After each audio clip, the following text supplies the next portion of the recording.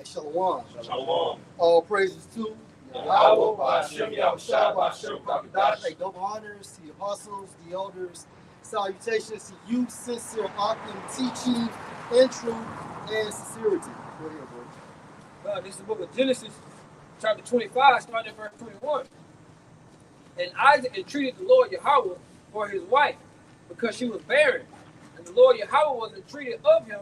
Rebekah, his wife, conceived. And the reason why Rebekah was able to conceive is because of this entreatment that Isaac made. Now, we know it was set up in the spirit, but this shows you how much power the man had back in the day during the ancient times, right? So, again, she got pregnant from the entreatment of Isaac, all right? And it was set up in the spirit for it to be manifested on earth. Go ahead, bro.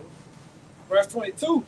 And the children struggled together within her. And the reason why they were struggling because they are each other's oppositions, okay? Period. They were actually fighting in the womb.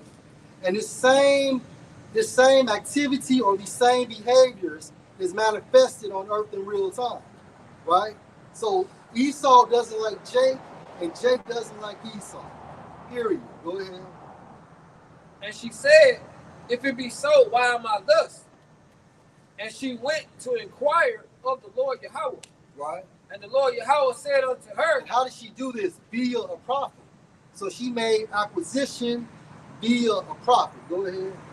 And the Lord Yahweh said unto her, two nations are in thy womb. Right. Go ahead. And two manner of people shall be separated from thy bowels. And when you go into that term manner, it goes into like kind or sort.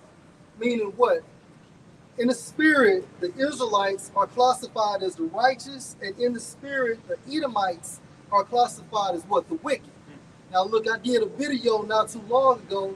You had this Edomite having sex with his dogs, right? So he raped two of his dogs, and so someone turned them in. But at the same time frame, this is just the nature of Esau.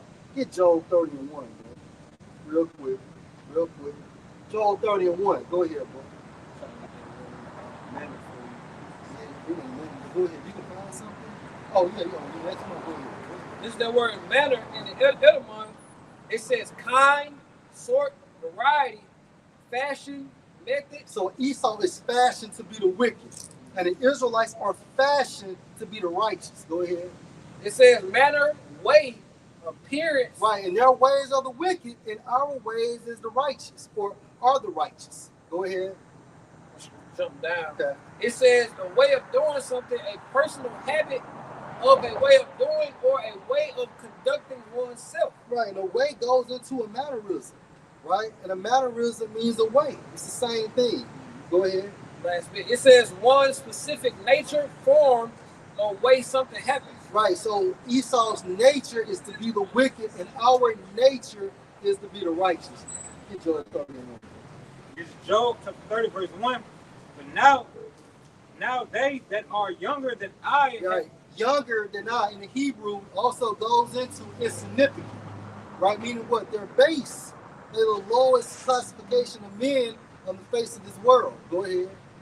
Younger than I have me in derision. Derision goes into a mocking. So in their kingdom, they're able to mock us because why? Of their blessing, right? They sit up high and we sit down low. Go ahead.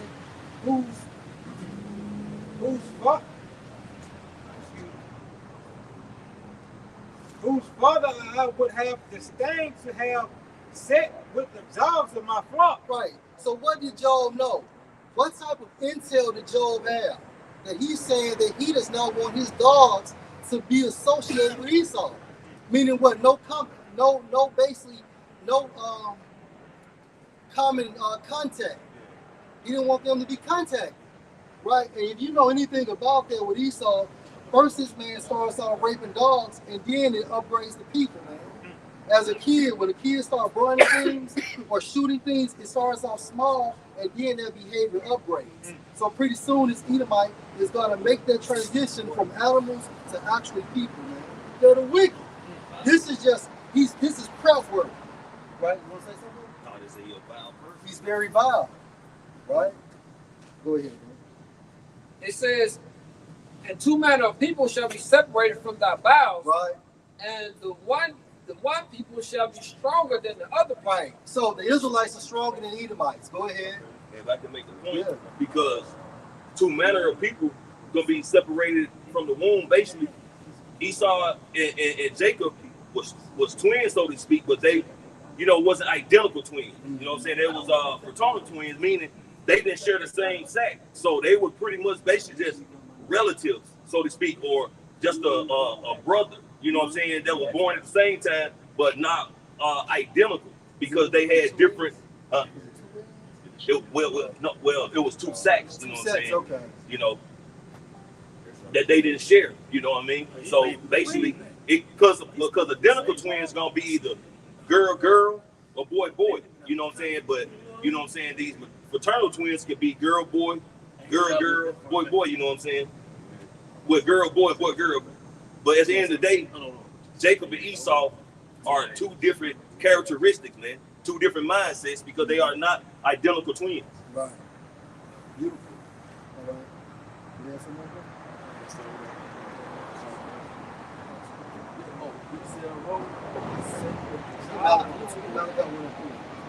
Yeah, it says this is the meaning of fraternal twins in the Google.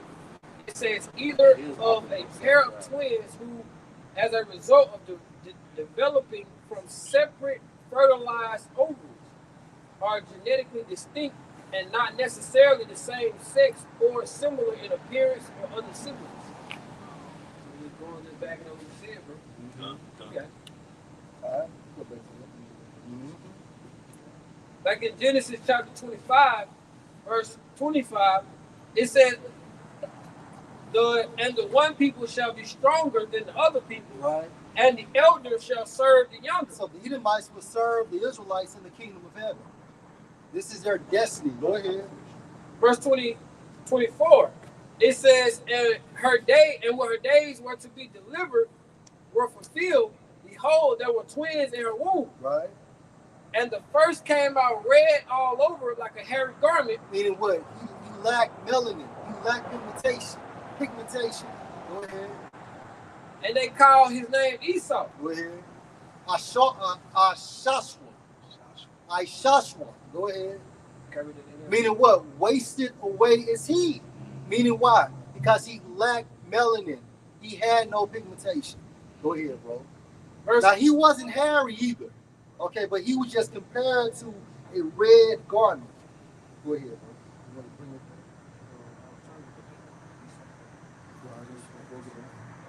Go ahead.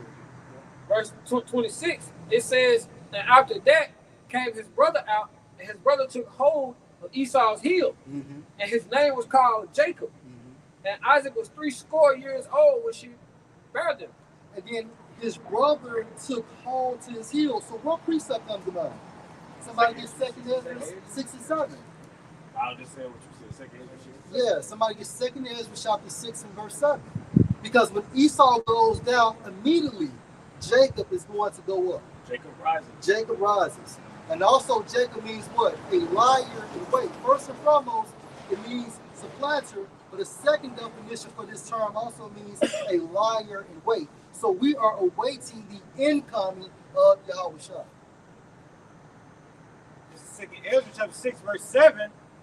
Then answered I and said, what shall be the pardon of sunder of times, or when shall be the end of the first in the beginning of it that followeth? Yeah, so we're here. We're in the end of Esau's rulership. It's over. So right now it's a concept called circling the drain.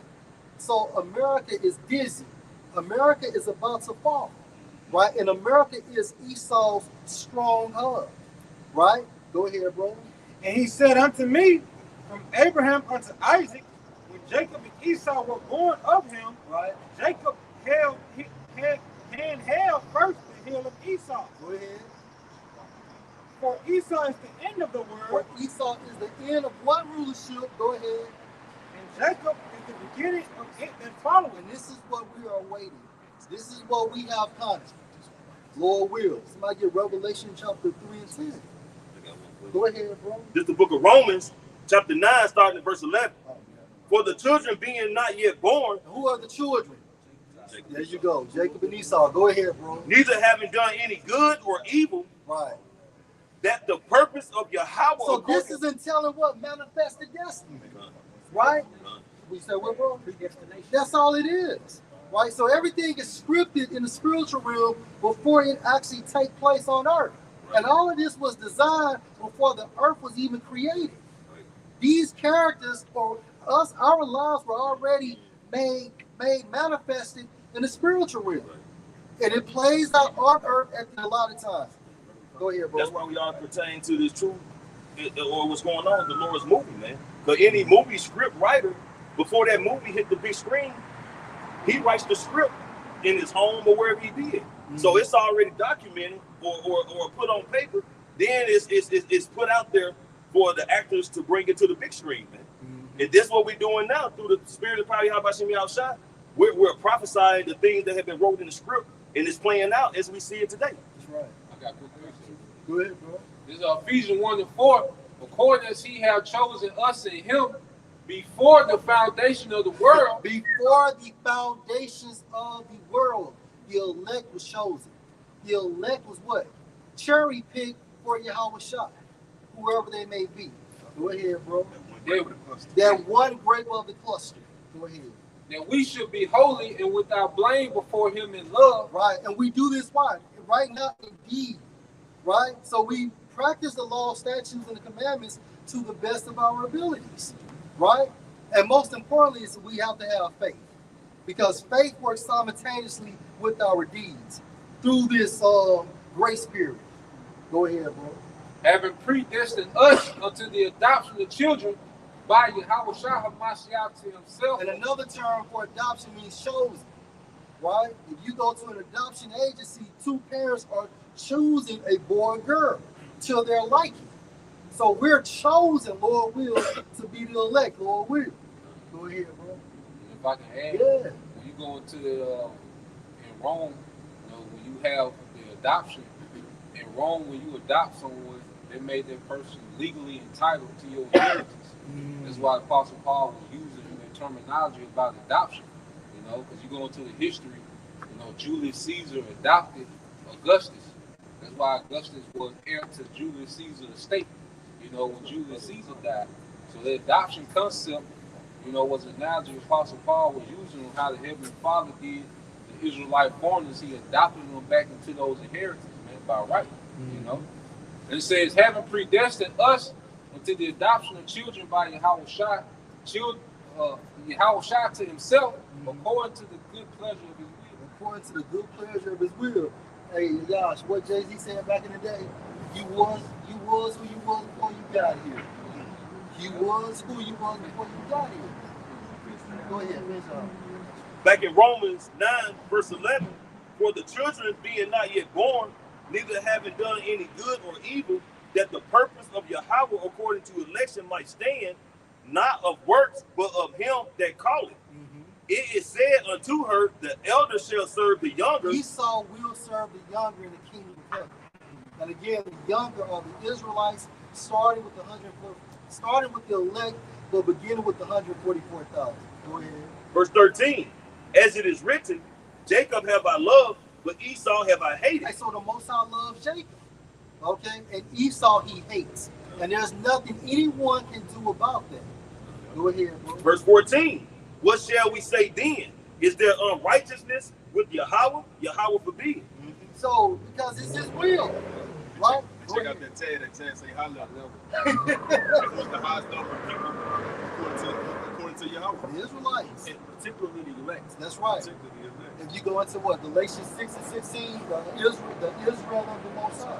That's how you have, if I may say these words, you have, you remember that we are 99%, that little outrun they had back in 2012.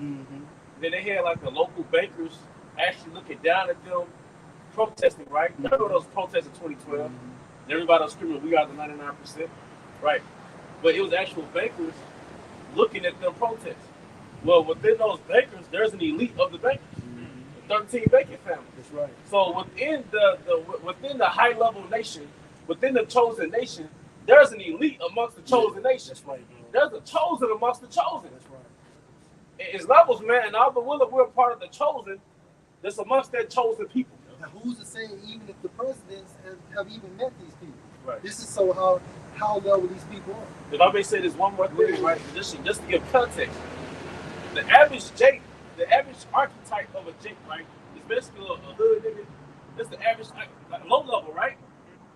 But that archetype is honored worldwide. The average Jake, the way he dressed, the way he acted, it took drill rap and ran with it. It took Nike and Jordan. He even took Nike and Jordan and ran with it. How much more are they gonna envy the archetype of Yahushua?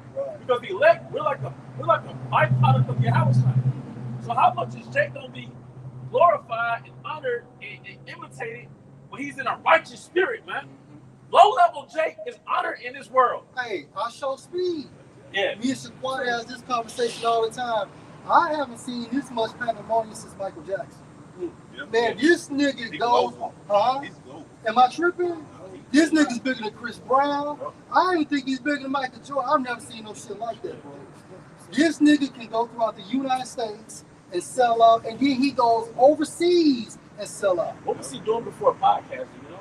Man, I don't know. Huh? He started just doing street streaming. Trash dumb shit, like nigga stuff himself in the balloon.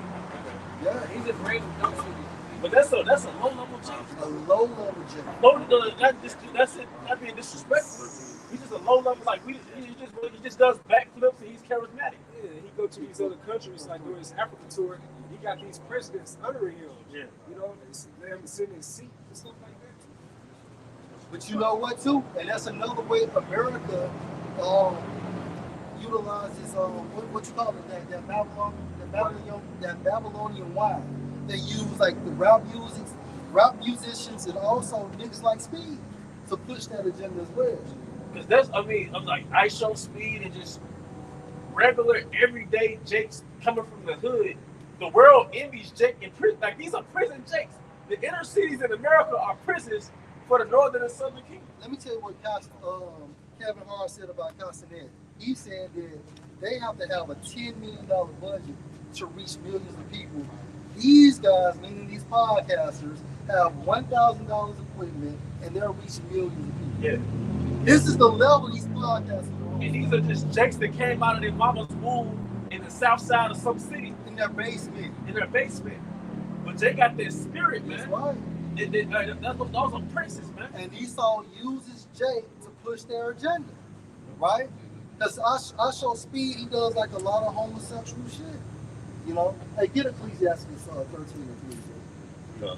You have something? I got two definitions of three definitions. Go ahead. The first one, it says the doctrine that the Most High has sovereignly chosen individuals for salvation and eternal life before creation, based on His purpose and grace, not human works, often linked to His foreknowledge and foreordaining all events especially through Hamashiach. And that's humbling, and it's also merciful. Yeah. It's humbling because we didn't do anything to get us in this truth, and we didn't really do anything to keep us in the truth. Yeah. The longer you're in the truth, the longer you realize you're a puppet. Like, you're just here because the Most High wants you here.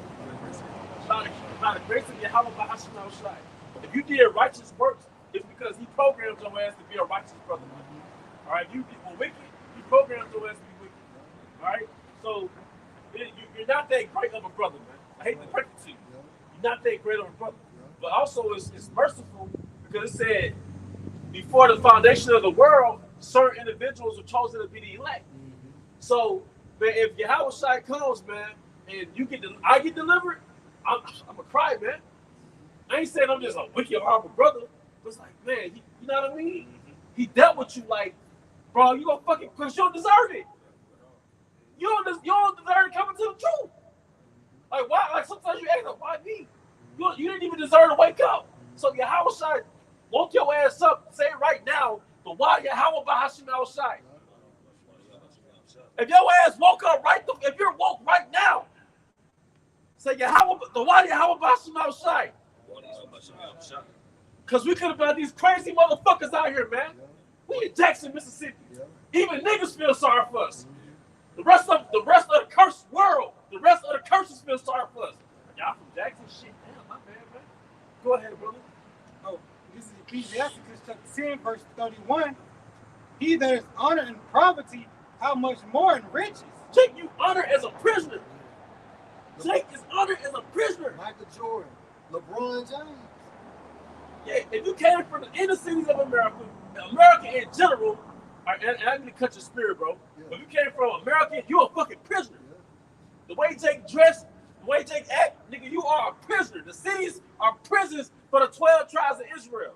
You're an impoverished inmate. All right? So, but guess what? Even in your prison sentence, you're honored. This how a nigga like finesse 2 times, he beating his chest, freestyling in prison, and niggas be watching that nigga. Yeah. That nigga was honored in prison. And then he got finessed 2 times. Think about it. Like his contract, I think, what's the name of his record label? Bob Ties. They're getting 2. Look, he has to pay them twice. Now, if you're smart, what would you do? You will leave that brand finesse, change your name, and start all over. You got the momentum. That's what Prince did. But if he probably did, they'll kill his ass. So leave the brand finesse and just start your brand as Ricky. That's all you gotta do. But just to make a quick point, he's a nigga. He's low level. He's low level. So we're hidden princes. We're hidden princes, man. So if they like the degenerate version of us, how much more will Yahweh Bahashim Al-Rashad say, these are my people? Yeah. When we will receive praise and fame in the land. Yeah. When Yahweh Bahashim, you see him coming to America the first one. Well, what's my man name? His father. Hakeem's father. King Toffee. All right. James Earl Jones, am I correct? Yeah. When James Earl Jones came to that bitch in America, but this ain't no servant, this is my son.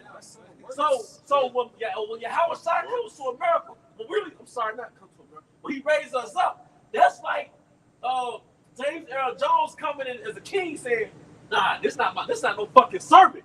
Bow! This is my son! What's the Solomon 5? It's gonna be humbling, man. That's not no fucking nigga. That's not no fucking criminal. That's not no WLBT mugshot poster. That's my son. Bow. All right. So when we think about how Esau uses that potion of Babylon, his military, democracy, Christianity, of course, Westernization, and also Jake's soul, Jake's spirit, to push that shit. Come on, man. But even but no, you know what? Let the spirit speak. What have the scripture? Who's there reading? I have one. Who's there reading? Then you get yours. And he that is dishonorable in riches, how much more in poverty? Man, every other TikTok video is about small heads. Yeah. So you're dishonored now. Yeah. Nobody believes that you're a victim now. Mm-hmm. Right. You know, I was just watching that. I don't even know how to say his name. But the guy over the 1945 Germany event. The guy who led the reign, right? Hitman. Yeah, Hitman. The water, yeah, with the mustache. I was watching that documentary, like, yeah. Because you know what? You used to read about him as like, that's the bad guy. Now I watch him like, yeah, I feel this. You know, so, but guess what? I'm saying it because the worldwide victim has been exposed. And ironically, it's the worldwide victim that held 12 tribes as prisoners for the last 500 years. For the cargo transit of the global slave trade, there was small heads behind that, man. And we went from that to being actual birth certificate workers, man. Come on, man. And then they show you on your check stub how much they tax your black ass, man. Then you slaves be happy that you get a portion of your money back every year. A portion of Man. If I can add, just to go to what you're saying, bro, because Esau got the fatness of the earth, and the only reason these nations fuck with Esau because you gotta go through him to prosper. Deuteronomy 28 chapter. Yeah, because this nigga got what you call, we went into last week, what you call gunboat politics. Yeah. These nations fuck with Esau because it's a little gun to their head. Like, all these different nations of the earth fuck with Esau because in order to do business, you gotta go through this man's banking system and you gotta deal with this man's military who fuck up. So like you said, this nigga is not honored in his wealth. You know, like they ain't fucking with him like in the kingdom, going back to King Solomon era. It's forced. Yeah, they travel willingly. Yeah. That's why I say Queen Sheba shall condemn, you know, this generation because she willingly travel all the way across what is modern day Saudi Arabia just to see King Solomon. And you know what?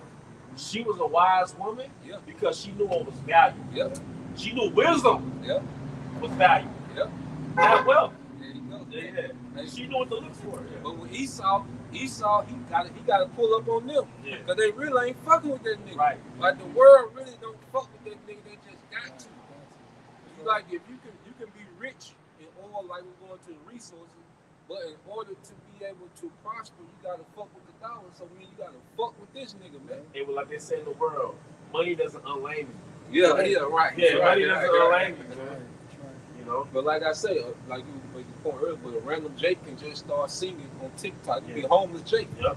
Get 10 million views. That's right, bro. No, that's real talk. Go ahead, bro. This is the last definition. It says the divine, well, the last definition of predestination. It says the divine foreordaining of what will, of all that will happen, especially regarding to the salvation of some and not others. You know? And I believe we get that first class salvation, meaning we don't have to die, man. That's right. But please go ahead, bro. That's right. But no, we don't have to die, man. But hey, you hold us something? Bro, I got Job 19 and 23. It says, "Oh, that my words were now written. Oh, that they were printed in the book, and they were graven with an iron pen and lead in a rock forever. For I know that my Redeemer liveth, and that he shall stand at the latter day upon the earth." Yeah, you talking about, can you read that again? I believe that's Job's reincarnation verse, right? So yeah, it's a lot. Go ahead. It says, Job 19 and 23. It says, "Oh, that my words were now written. Oh, that they were printed in the book." And that's the book. That's the irony in it. You're reading his words or it's printed in the book, man. All right? Go ahead. It says that they were graven with an iron pen and laid in a rock forever. Yep. For I know that my Redeemer liveth. Who's this Redeemer? Yahushua, man. And that's twofold, man. Because we've been spiritually redeemed by the word, but I wonder if we actually get delivered by Yahushua. We overcome this damn matrix. All right, go ahead. And that he shall stand at the latter day upon the earth. Yep. And even when you think about engravement, it doesn't fade away. Yeah. You know, if something is engraved, it's there forever. That's right. You see what I'm saying? Yep. Engrave something that's got no concrete and come back 200 years later. It's gonna be there. It may be smut and all that shit all over it, but at the end of the day, when you wipe it down clean, it's there. Yep. And if you're engraved with the mark, the spiritual mark, you're the elect. That's it. That means that every generation, you're the elect. Somebody declared Wisdom of Solomon, every generation visited the holy souls. And every generation, you was basically the elect, man. It is that in that generation, it wasn't meant for you to get delivered. You know? But you, all right, go ahead, please. And this is Ezekiel 9:4. And Yahweh said unto him, "Go through the midst of the city, through the midst of Jerusalem, and set a mark on the foreheads of the men that sigh and that cry for all the abominations that be done in the midst thereof." Yep, and that's us, man. See, we're not for the matrix. We're not for the world. We're against the world, man. And we're not caught up in the carnival. We're not caught up in the club, man. We're crying like, no, this is wickedness, man. All right, this is Sodom. We know through the Spirit, man, this is Sodom and Gomorrah. How often do you run into sodomites, man? Adulterers. How often do you run into all this wicked people, man? So we have the way you know, one of the ways you know you have a righteous spirit is if you're against Babylon, man. One more for you. No, you got it, bro. This is Wisdom of Solomon 7:27. And being but one, she referring to wisdom, can do all things, and remaining in herself, she makes all things new. And in all ages, entering into holy spirits, she makes them friends of the Most High and prophets. In all ages entering into Holy Spirits. That's why you had Seth, you had Abraham, Enoch, then you had Moses. You know, she kept cycling back into those Holy Spirits, man. That's why it tells you in Jude was the 7th verse, Jude, the 7th son of Adam, I'm sorry, Enoch, the 7th son of Adam prophesied of the return of Yahushua. Can you believe that? Before the flood, Enoch prophesied of the first death, man. Before before the flood. So it's the same spirit. It's the same spirit, man. So look, man, we're at that big event. That's right. We're at the big event that I was prophesizing of during the time of Adam. That big, hey, like the elder our woman in Birmingham, man. He said, when it first rained, all right, it's the reason why the raindrops when they hit the ground, they splash like a missile. You see, the way a missile hit the ground, it can usually that impact, that bezel, that ripple. If you look at a raindrop and it hits the ground, it's like a missile. He was like, that was a foreshadowing of that second death, man. Because the thing that's about to happen, all right, it's going to be so paramount. It's going to be so mass that although the earth isn't going to get destroyed, it's basically going to recreate history. It's going to recreate existence. So after America gets destroyed, and after World War III, there's going to be economic new heaven and a new earth. Because those missiles is going to knock the earth back to a refresh. All right, then when the smoke clears, who do you have? You have the elected angels, man. All right, in the times to come, we will be preserved, man. In Jacob's trouble, all right, the Most High will have on his cover, man. Don't worry about that. That's why we holding on now, man. If you hold on now, your insurance will cover your ass. Your spiritual insurance will cover you, man. It's the investment. It's the investment, man. This is Psalms 25:14 in the NLT. The Lord Yahweh is a friend to those who fear him. He teaches them his covenant. You know, he's a friend to those who fear him. One example is Abraham. Our forefather Abraham. Then going down to really the hopeful elect. You know, but he taught Abraham. He told him, look, I have a covenant for you. I have a promise for you. Then King Mashah, he gave him a covenant, man, to give to his people, man. Because the covenant was a contract. You know, like even in this world, right? If you are the descendant of a billionaire, if you are a descendant of a prominent figure, right? A well-known trillionaire, billionaire, you have an inheritance, right? But there's stipulations you have to follow to receive that inheritance. There's a name for that. You can't just turn a certain age and now you have access to your father's money that they've amassed over decades or centuries, man. Trust me. Yeah, right. But it's stipulations you got to follow. So same thing with the covenant. Yeah. Those laws are really stipulations to follow to receive that promise, man. The point, they show you that in Ghost. Howard, when Ghost died, he had that trust fund set up for, what's his name? Tariq, they got to go to school. Tariq. But Tariq had to go to school. He had to do certain things before he got the money. Right. That's right. If he fucked up, he didn't get it. That's right. Yep. That's right. So same thing with us, man. See, everybody, they downplay Yahweh by Shemel and the Christian world downplay the laws, which the Christian Jakes don't know what the fuck they're talking about. That's why the Most High set up Drewski, man.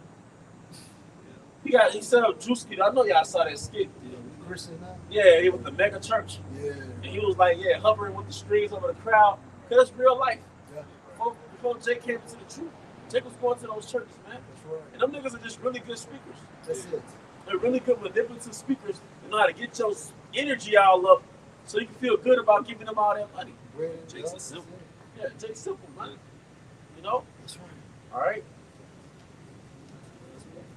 This is Proverbs 9 and 10. It says, the fear of the Lord Yahweh is the beginning of wisdom and the knowledge of the holy understanding. Hey, and if I can say, that's why Jake, man, our people, 2/3 just do any and everything, man.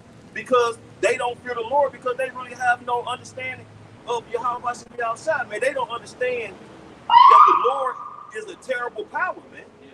The Lord will have you. That's why the scriptures go to fear not him who can destroy the body, but he who can destroy the body and soul into hell. Roughly paraphrasing, man. The Lord will have you in such a bad case, you would be a paraplegic in your right mind, but can't do shit but look around and not understand, man. But it's the Lord, man.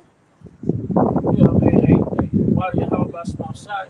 You can wipe your own behind, man. That's right, bro. Yeah, That's right. Get up and walk around. Sometimes you'll be vexed at your circumstances. Man, you can get up and walk around, man. You know, you in your right mind. You can articulate your thoughts. You know, yeah, good health. It's a blessing. It's a blessing, man. If you can wake up and you got bodily function, breath in your lungs, you remember the name of the Most High. You know, so you instantly in prayer, you're grateful, you're thankful. That's a gift Yeah, that not many have. that's right. Done. And you better than a rich man who has millions of dollars but got kidney failure. Right. And miserable. And that exists. Yes, sir. That exists. But you have to put yourself yourself. You can hold to the consideration how health is better as well. Yeah, man. Because that's something you should fight for in Babylon. We live in such a low grade kingdom. You got to fight for energy. You got to fight for a little testosterone. Fight for a little vitality. You got to fight to feel somewhat good, man. You got to fight to good because this kingdom is so low level that nothing invigorates you that comes from Esau. Everything that Esau gives you, it spikes your dopamine and your insulin. Then you're tired after that shit. So you got to go against the grain of his kingdom and have some type of feel good about yourself. What the scripture says, the children of Israel eat their bread defiled. Yeah.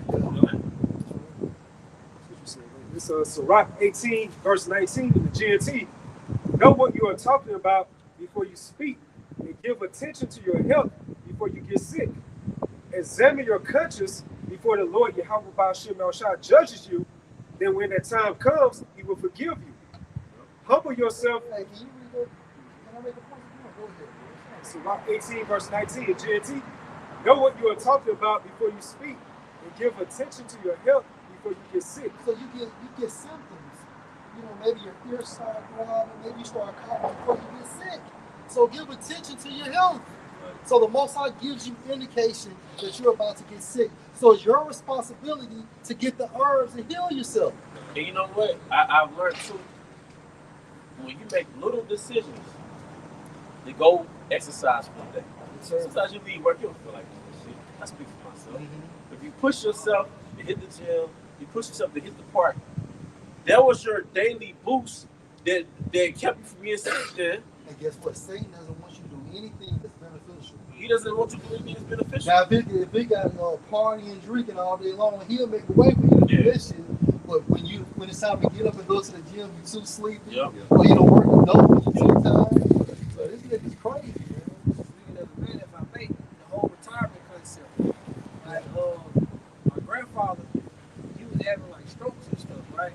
But he had stopped working. Like, he'd have worked, I think my granddad like 87 or something like that. He stopped working. But when he started back getting up and moving around and went back to work, he had no problem. See that whole retirement thing, once you get to a certain age, you stay at home, just like that, your body ain't meant to just sit around and just not do nothing. And just, you just eat all day and watch TV and don't do shit. That's trauma, bro. You mean to tell me if I stop working after 25 years, I'm gonna die? But you know what happens? You know it's trauma. Yeah, you know why though? I speak as a man. You ever had about a week off from your job, then your body start hurting? Maybe 2 weeks, then you start hurting. Like you said, now your body's at rest, then the trauma sets in. You know what I mean? It's like you're in a fight, right? You don't feel pain when you're in the fight. Yeah. But the next day when your body's So, back, yeah. now you feel the pain, yeah. So it's like, Slave withdrawal. yeah. we be, yeah, slave withdrawals, man. We be in a certain momentum that you don't even realize that you're doing too much until you settle down. That's right, bro. Because Esau, as it says, be not frantic amongst our servants. Yeah.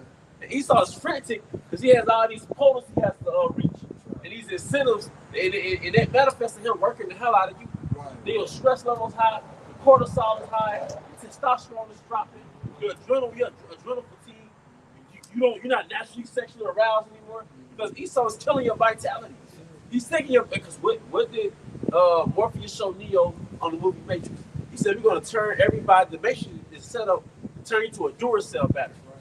You got it, bro.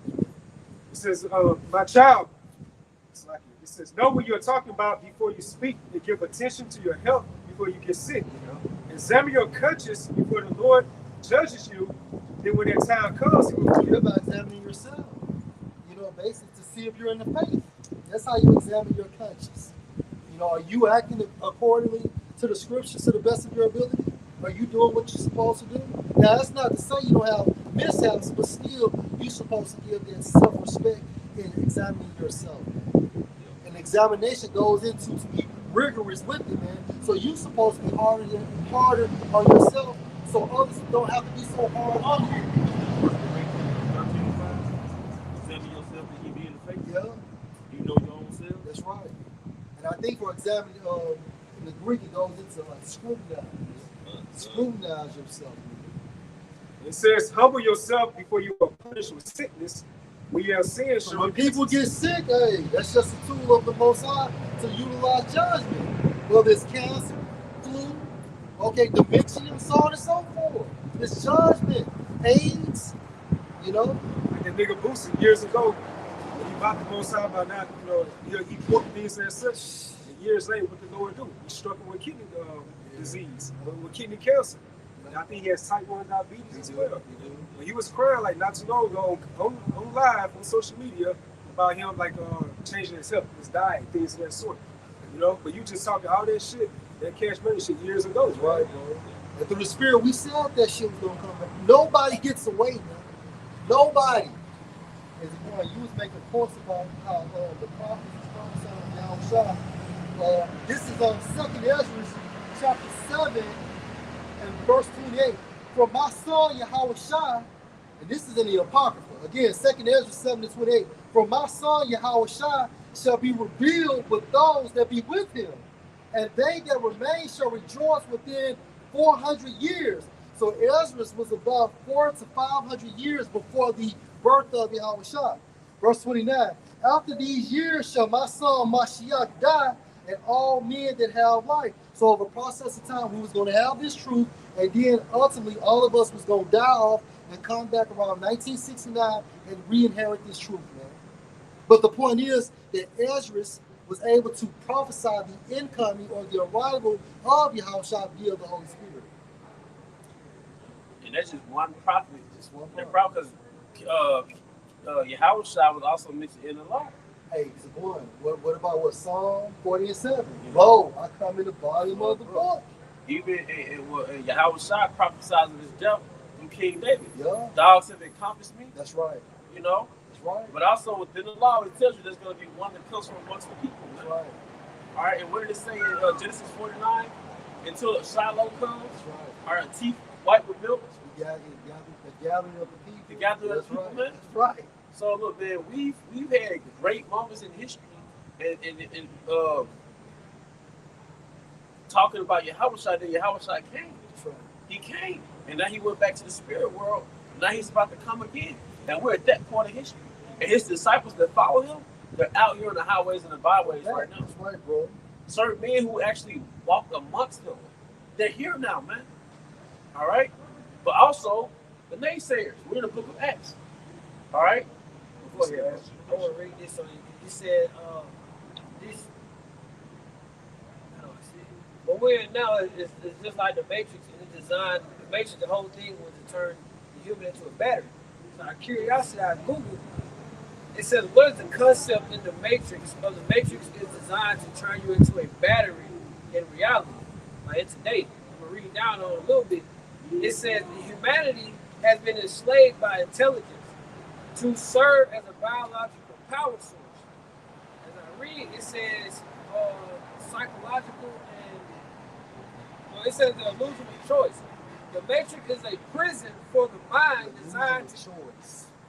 So your choices are nothing but an illusion. Meaning what? They are prescriptive before you. They're already pre-selected. Like your presidents. Yeah. They just give you the choice of basically selecting who they already done picked for you. So you want to rebel against the government. Because they know historically, all right, if we oppress the people, they're going to want to rebel. That's right. So let's give them the illusion of choice so they can feel like they have a say-so in the matter, right? Now you still got coons that think that voting matters. That's your program already. Yeah.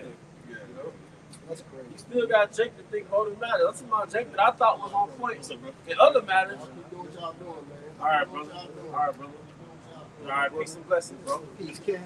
And a good example of the illusion of choice, like for example, like y'all said, it's already pre-selected. So I say, bro, you got two options. I write them down on here. Yeah. But I give you blank pages. So you can pick one or the other. The illusion of choice. That's it. Shit, I'm going with this one. He definitely got more options on it, but it's small. You know what I'm saying? That's it. That's it. And that's how Esau is the master manipulator. We can go to Disney World or we can go to hell. I'm gonna give you two options. But you don't have the option to stay. But you don't have the option to stay. It says, Give a card, any card.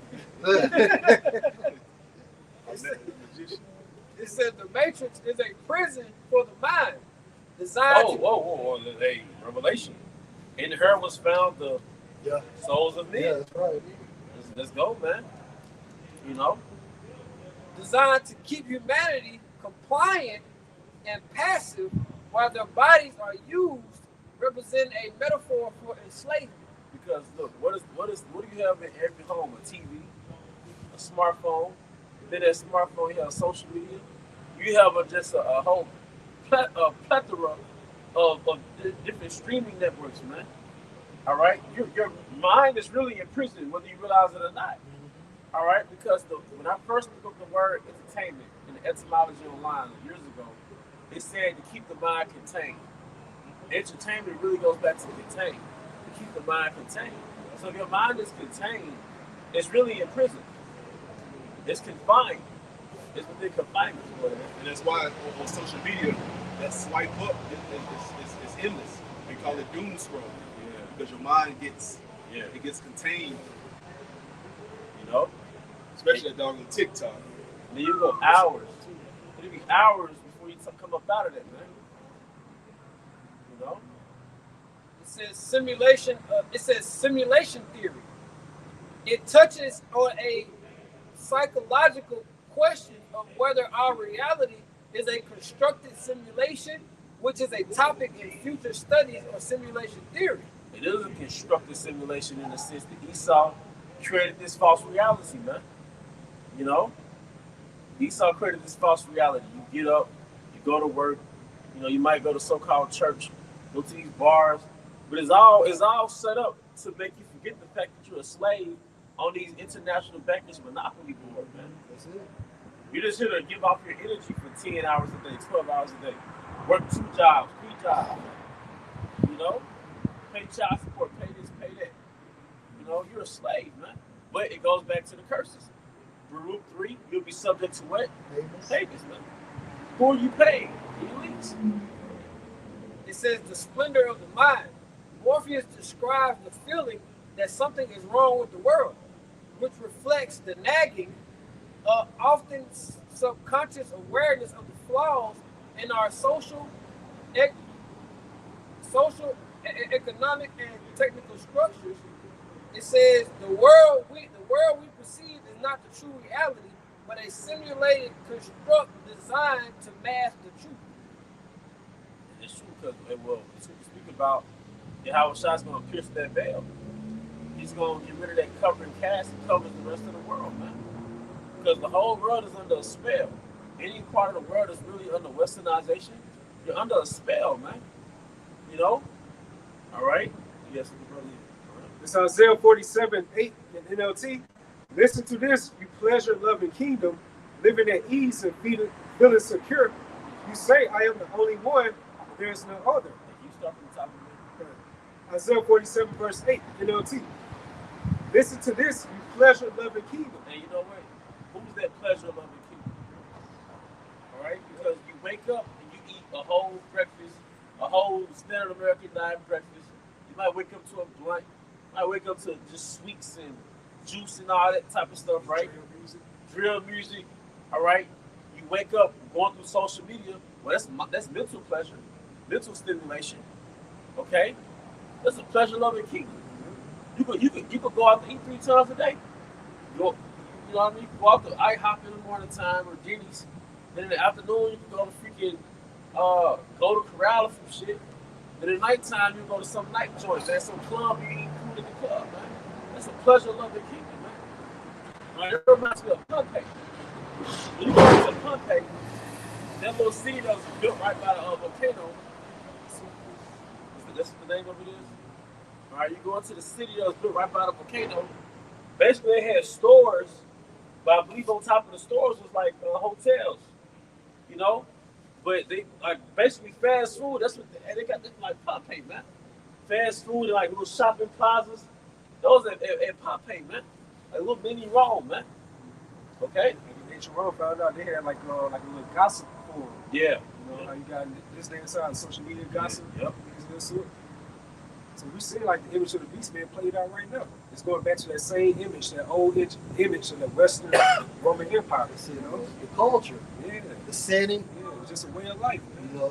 you know, the infrastructure, the money system. So you gotta, in order to understand, in order to understand context, you gotta understand what viewpoint this is speaking from. That's right, bro. It's not speaking from a Western lens, Right. a Western perspective. It's speaking from the Eastern perspective, which is about modesty and moderation. So the prophet looked at America, all right, from an Eastern lens, and the Most High called America a pleasure-loving kingdom. Sex, food, you know, party, you know, it's a pleasure-loving kingdom. Go ahead. Jeremiah 49 goes into about a wealthy nation that dwelling without care. You know, these people are totally complacent. Yeah. They don't never take into consideration what be happening in these so-called third world countries. That same type of hell, devastation, you know, poverty, all type of bloodshed can come to the doorsteps of America. Just bombs dropped for no reason, man. We're seeing the so-called chaos going on right now in Minnesota. You know, people rioting right now in the streets. You know. So it says again, listen to this, you pleasure-loving kingdom, living at ease and feeling secure. You say, I am the only one, and there is no other. I would never be a widow or lose my children. Well, both these things will come upon you in a moment, widowhood and the loss of your children. Yes, these calamities will come upon you despite all your witchcraft and magic. For one, the military is going to die out. Your soldiers are going to die. You're going to get destroyed. See, you got to understand, man. America is a combination of all the wicked kingdoms put together. So the destruction of America is really going to represent the destruction of wicked rule, man. Esau is the embodiment of that final boss. He's the embodiment of that final wicked kingdom, man. All right? Yeah, man. It's going to be bad out here. But it's America's judgment, man. You know? This is 2 Corinthians chapter 3, starting at verse 14, going to the veil you touched on before. It says, but the people, this is in the NLT, but the people's minds were hardened. And to this day, whenever the old covenant is being read, the same veil covers their minds. So they cannot understand the truth. And this veil can be removed only by believing in Hamashiach. Verse 15, yes, even today, when they read Moses' writings, their hearts are covered with the veil, with that veil, and they do not understand. But whenever someone turns to the Lord, Yahweh Bashim Awashai, the veil is taken away. Yeah, you can also get Isaiah, where it says, I will do away with that covering cast. See, Esau was a great wizard, and he enchanted the whole world through his sorceries, man. Manifested his philosophies, man. But his charm, man, his Satanism, man. People think Satanism is just wearing black, dressing gothic. So Satanism is a philosophy that allows you to just live after the flesh. That's right. Do as thou wilt, man. All right. To back it all, 2 Corinthians 4:3. But if our gospel be hid, it is hid to them that are lost, in whom the power of this world, or the God of this world, has blinded the minds of them which believe not, lest the light of the glorious gospel of Mashiach, who is the image of the Most High, should shine unto them. So we got this whole real fight and the real scheme is for the elites, the elites of Edom, to blind the 12 tribes of who they are. We know that millions and millions of dollars were spent to keep the 12 tribes blinded from their true identity, to the point where even Israelite leaders were paid off to blind actual Israelites from their actual identity. Who got mocked for going to Los Lunas, New Mexico, and showing the name of Yahweh Bahashim shine a stone? So who got mocked for that, man? Elder Kazak? Yeah. You and Elder Kazak? Yeah, that's right. Them niggas, Nate them. They actually went down. I don't know if they went there. No, they went somewhere else. Yeah, it was somewhere else. To the woods and carved the name and said, see? So what possessed you to do that to mock them? You niggas are set up. Well, yeah, but the elites. You niggas are set up to take the validity from this truth away, man. That's right. You're like a bait and switch. Like, yeah, you're an Israelite, but then when you bring the people to you, you take their identity away from them. That's right. You know. And I heard Elder Pastor Hart say that Ephraimite those would have left because those different Israelite camps, they're racist towards Northern Kingdom. I can see that. I can see That's that. word of Elder Pastor Hart. Yeah. They're racist towards the Northern Kingdom, man. All right. And just to back the ball up too, even when you think about that veil, the glorious light of the Most High can penetrate through that veil. Because when you look up that term veil, it goes into from a metaphorical standpoint of that which prevents a thing from being understood. And that thing is the truth. So the light of the Most High, the light of the Hamshah, give us enlightenment. That way we can see through the veil. The veil is burned off. Yep. And that veil was set up. He used that veil to blind the world from who the true biblical Israelites are. That's why they planted themselves as Israelites. Yeah. Now, me and a couple elders in the camp, we went to a museum in Memphis. And it was a two-part museum. The first part was about Moab and their history, their sculptures and their architecture, right? Then there was another segment going to the small heads. They didn't have shit. I'm like, why don't they have any relevance of their history? You know why? Because they had no history. You had no history as being a true biblical Israelites, man. All right? You're fabricated and you're petty. That's why we call you 1948ers. All right? And at one particular time, you heard that book, Who Was Esau Edom, right? And I don't know, it was like 5 years ago, 6, 7 years ago, the book was going for $2,000. It went from being like a $30 book to a $2,000 book, man. What was Esau making an effort to hide? That's right. His identity. The true veil has been billions of dollars pushed. The true veil was for you to not to know who Edomite was, and you not know who you are. That's how we know through the Spirit. That's the God of this world.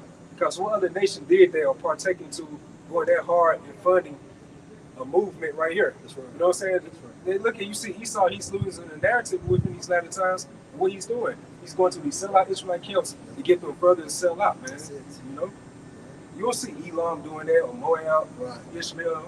You don't see Esau Edom. That shows you right there again through the Spirit as the God of this world. And the internet is fucking y'all up, man. Because knowledge has increased. You got the prophets and then the whistleblowers and so on and so forth. So you have to make a move. Because even bread and circuses is no longer working. Everybody knows it's rigged. People watch it for pastime, but at the end of the day, they're not consumed in it because they know something else is coming. They're waking up. People are waking up. And it's 2 Peter 1:19, NLT. It says, because of the experience, we have seen greater confidence in the message proclaimed by the prophets. You must pay close attention to what they wrote, for their words were like a lamp shining in a dark place. See, and one time it was our minds and the world, right? But through the enlightenment of Yahushua, our minds have been enlightened, right? So we see. So we're no longer prisoners, going into the matrix. We understand what the matrix truly is. But most importantly, this word, it has been broadcasted throughout the four corners of the world, and that's the enlightenment of the world. Because you got the prophets. So the world has been enlightened as well as our minds. And the key word in enlightenment is light. And they start.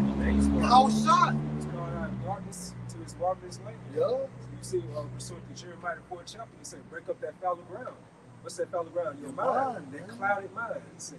Yeah. After westernization, pretty much after this whole image of the beast system, And it says, you must pay close attention to what they wrote, for their words are like a lamp shining in a dark place until the day dawns. And the world is a dark place, right? Before the prophets, the world was a dark place. And for some, the world is still dark. But you still have the prophets out here shining the light of Yahushua, so there's no excuses. Right? If you go past the camps, if you don't understand this is the light, you still going to be judged. Because you have made contact either by the internet or passing by. So that makes you what? A witness. And now you're marked for death. Now, so we're like likened to that light on the city of the hill, paraphrase and book of Matthew. Yeah, and you're no longer like a child. See, once you hear this word, prior to hearing the word, you were ignorant and you were like a child. You were blameless. You didn't know better. A child doesn't know better. But when you hear this word, and you're taught that you're a true biblical Israelite, and you're supposed to keep the laws, you're supposed to confess the name of Yahweh, Bahashim Hawashai. If you abhor that, if you despise that, now you're an adult. Now you're about to get tried like an adult, man. You become a sensual after the fact. You know? Yeah. They get it worse. And we see a lot of you niggas, man, over the years, especially when we first started, right? Jim would come up to the camp, he'll be intrigued, and guess who pull him away? These women, man. Look, women don't like this truth because it puts them in their place. See, a woman is so tempted by Satan because Satan told her, you can rule with me. You see? And you can roll with me. You can roll with me because it is true. Eve is not a queen. You know, she's not a goddess, none of that. But outside this truth, you can subscribe to Satanism and you'll be perceived as a queen in hell, the queen of the damned. But you'll still be a queen. All right, go ahead. You got those two concepts going against each other, like Easternized, Yeah. and you got Westernized. You know what I'm saying? The Eastern world tells you to cover your butt up. The Western world says you put them titties out. You know? The Eastern, Twerk something, bitch. just twerks up. Let me see it. Hype ass up. The Eastern world teaches you moderation. The Western world teaches you indulgence. Let's go, bro. Okay, this is Ecclesiasticus 26:6. But a grief of heart and sorrow is a woman that is jealous over another woman. Yeah, and it's true. That's right. You like it to this woman, this wisdom is like it to another woman. You see, the more time you be around brothers, so you do study time to yourself. You try to do videos. What that woman on the side, she get jealous about it because you're not putting more time into her, but instead of the word, Yeah, I done it's lost another woman. I done lost mad carnal bitches over this thing, man. And it's okay. That's how you know everything is spiritual, man. It's okay. You'll be laying with your real, right? Yeah, And you might want to read some scriptures in your phone yeah. before you go to sleep. Guess who want to cuddle all of a sudden? Yeah. You know what I mean? Try to put something in your mouth, man. Yeah. I didn't even say that. Try to breastfeed you. Try to breastfeed me, man. Glass. Yeah. Hey, or you know what I'm saying? Hey, or days, the kind of fellowship, she gets upset. Camp days, she gets upset. Or the bros going on a trip and having church business, she gets upset. You battle not against flesh and blood. Hey, or you gay. Yeah. You gay, right? Yep. But you know, she's Joel's wife for you, man. Yeah. Joel's wife was the brother's always going to it. The reason why she didn't die, she was set up to be that integrity tester, that antagonist, man. That's right, bro. You mean a whole family got murked out, Yeah. and this motherfucker walking around cursing the Most High God. Yeah. Eve for your ass. That's right, man. So Ecclesiasticus 26 and verse 6. But a grief of heart and sorrow is a woman that is jealous over another woman, and it scores of the tongue which communicates with all. But the point is how the carnal woman will become extremely jealous of the spiritual woman if you're doing what's pleasing to the Most High. And if Hey, can I say something else? Well, let's just say if you're doing more for your carnal woman, the Most High gonna get jealous.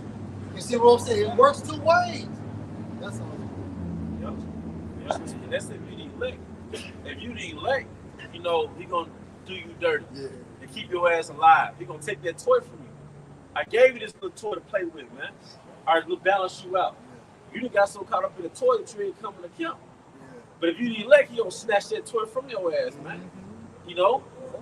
But if you're not the elect, you know, he gonna snatch your ass and, you know, instead of snatching the toy, he gonna snatch you.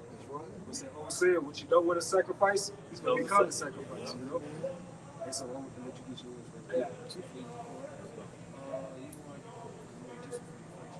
This is 1 Corinthians 13:11. It says, when I was a child, I spake as a child. I understood as a child. Though I thought as a child. But when I became a man, I put away childish things. America was a childish thing. The westernized way, Esau's way, was a childish thing. All right? Putting all our energy into carnality was a childish thing. Putting all our energy into our hairline, our degrees, our Jordans. Those are the Roman Jordans. Yeah, Our women. clothes. That was The future. the future. That's right. Because I know it's the holidays. yeah. Now look at these couples online. They have matching outfits for the damn Christmas holiday. And you 36 years old. Yeah. With a dad by. But then you fuck around and wind up on Twisted Crime. Because what happens, hey, she don't murk him, he don't murk her. Yep. But the image of your videos on Instagram, Facebook, so on and so forth, y'all just this perfect happy couple. And meanwhile, when the camera goes off, real life sets in. Hey, y'all hate each other. Hey, look, man, that's fake as fuck, man. Because the scripture says, King Solomon said, one of the things that he didn't understand was the way between a man and his mate. So you're not supposed to put your personal business with your woman on social media, man. That's right. You know, and couples, they be doing all type of little skits, bedroom skits, dancing skits. Man, we not supposed to know how you and your woman get down, man.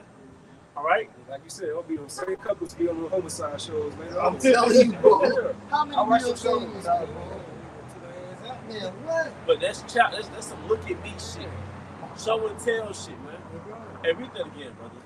This is 1 Corinthians 13:11.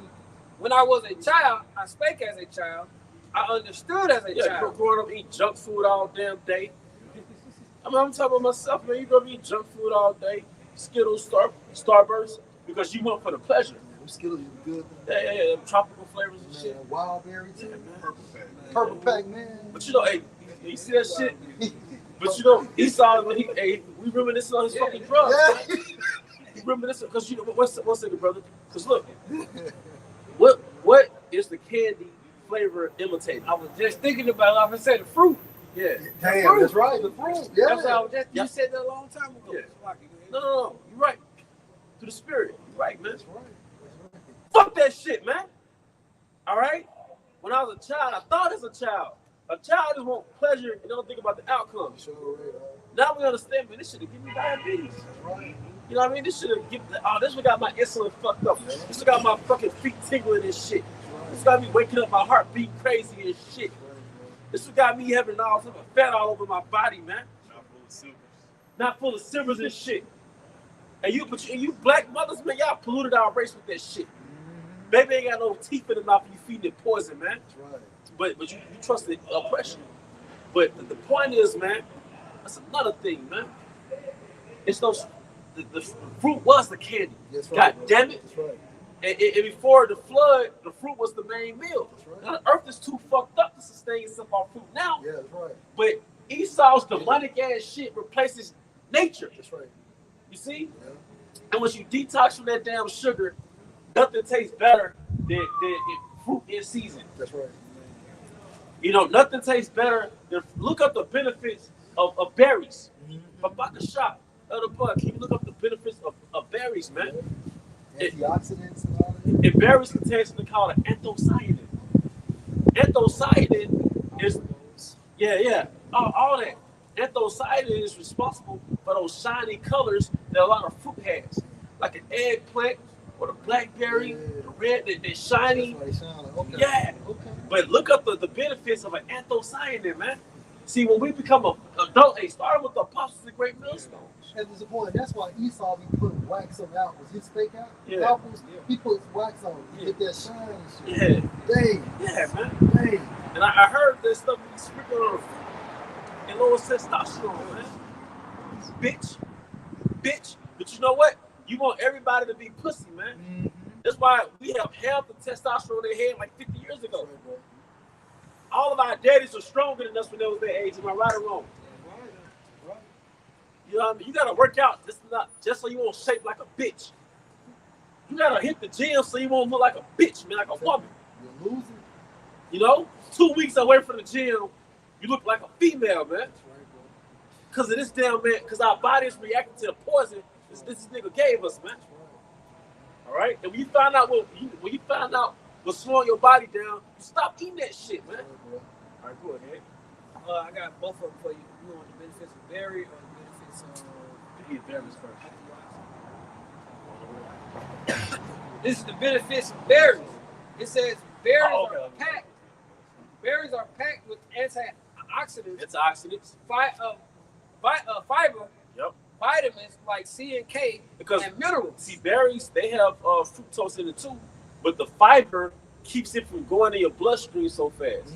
So it slows, like if you drink a fucking juice, right, you just rushing that sugar down your body. And it could overspike the insulin and shit right there, right? But with that fiber, it slowly goes into your cells. You see? That's why even like if you're keto, it's still safe to eat berries. You see? There's another child. Another fucking child. Yeah. It says in minerals, offering benefits.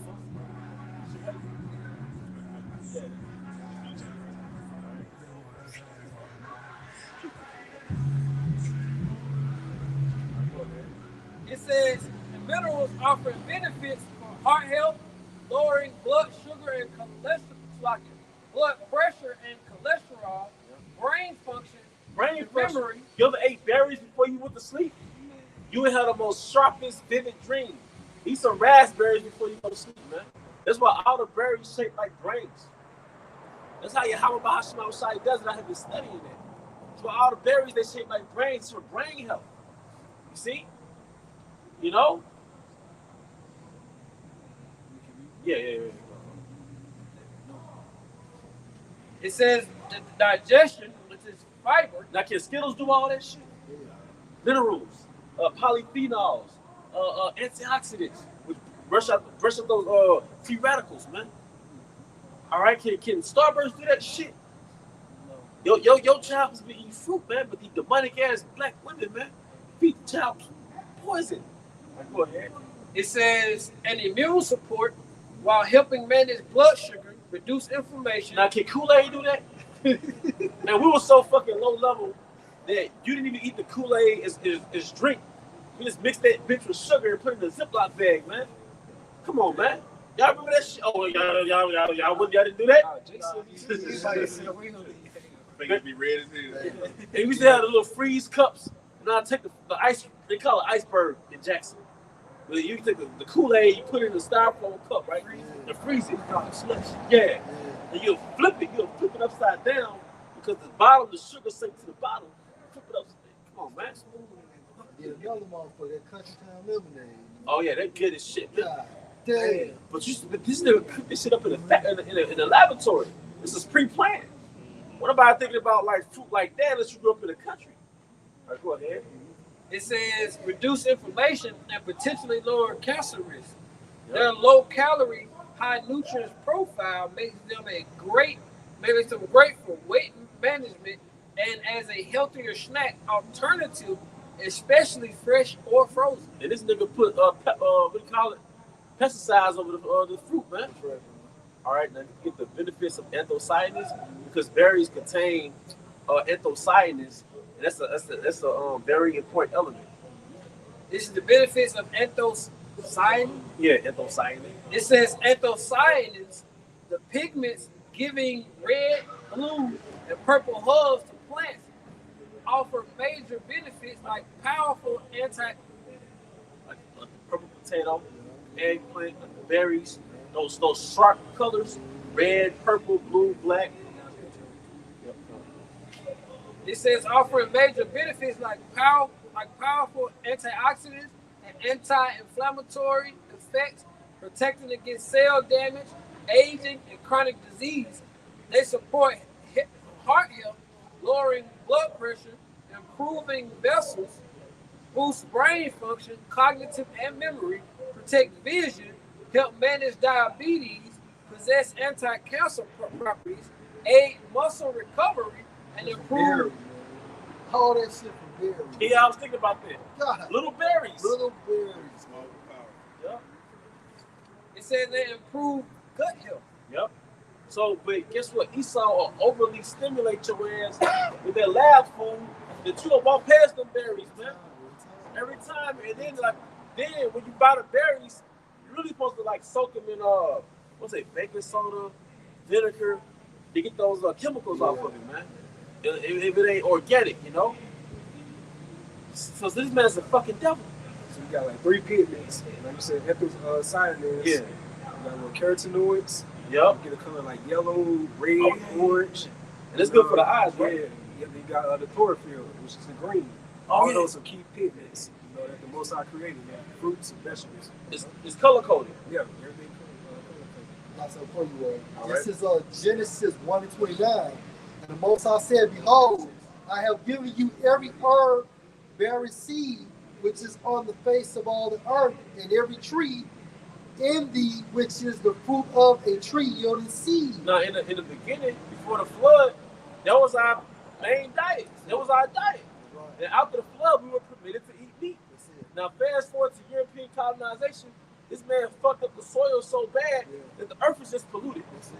So a lot of the, if we try to eat the very atom type way, it won't be sustainable for most of us because there's no nutrients in the soil. Even and the apostles get into like the wheat, right? And Dr. Bobby Price was like, the wheat that we eat, it's not the same wheat that we used to eat. Because Esau messed that up. That's why if you take bread out your diet, your head is clearer, you feel lighter. You know what I mean? This man messed everything up. So it's no really righteous food. It's just the best of the worst. This is the best of the worst. But that's why I said in the beginning to the spirit, this kingdom is at a very low vibration. You know, like I said, the earth is supposed to empower you, man. All right, go ahead, brother. This is Ecclesiasticus of the book of Sirach, 36, it's like in 30, 38 and 4. It says, the Lord Yahweh Shem Shai has created medicines out of the earth. Yeah, because, hey, what does it say in Wisdom of Solomon 7? One of my go-tos, the virtues of roots. Now, everybody want to know what makes them ride harder outside of Viagra. And then what's the first thing they get into? Ginseng, Panax ginseng, red ginseng, maca roots, ashwagandha roots. The roots are powerful, man.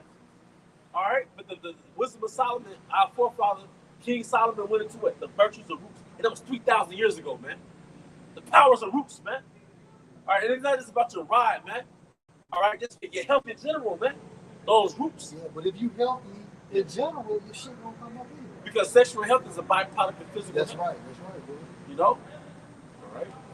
He that is wise will not abhor them. He that is wise will not abhor them, man. Especially if you got your routine where you're taking it every day. Or, hey, that cardio is very important. That's right. You know, working out, maybe doing some treadmilling, anything to keep your heart pumping like that. To get that blood going all throughout your body. Because everybody chasing the erection, but it's really going back to blood circulation. Then nitric oxide. Hey. King Solomon, I'm talking too much. Get your scripture. I'm about to show you. And you can get Wisdom of Solomon 7. What Wisdom of Solomon 7, but about to show you. Hey, because Esau want to be credit for he want to have credit for the scientists, the chemists. Fuck. Who's the real scientists, man? And then, yeah. Those are the scientists, man. Those are the architects, man. What did King Solomon learn? The operation of the elements.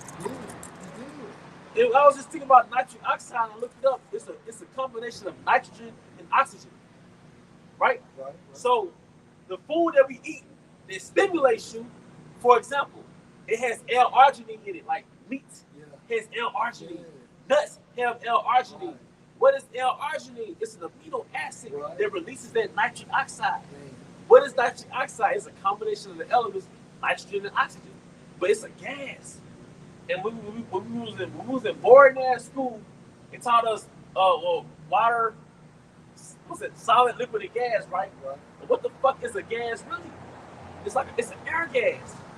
The most important element is oxygen. It's more important than water. Because you can go a couple of days without drinking, but how long can you go without breathing? But one of the most valued elements in the universe is oxygen. What is oxygen? It's an air gas. So if you really want to amplify your circulatory system, you really increase your oxygen intake. So when you run it, you breathe it through your nose and out your mouth, man, you pumping oxygen in you. You know what I mean? But something more, I was just thinking about this, man. A lot of that stuff go back to oxygen, bro. L-arginine release that nitric oxide, which really basically is air gas in your blood circulation, man. Will stimulate that blood flow. Keep going. What does that do? It releases oxygen. That's why when people get those liquid IVs, Yeah.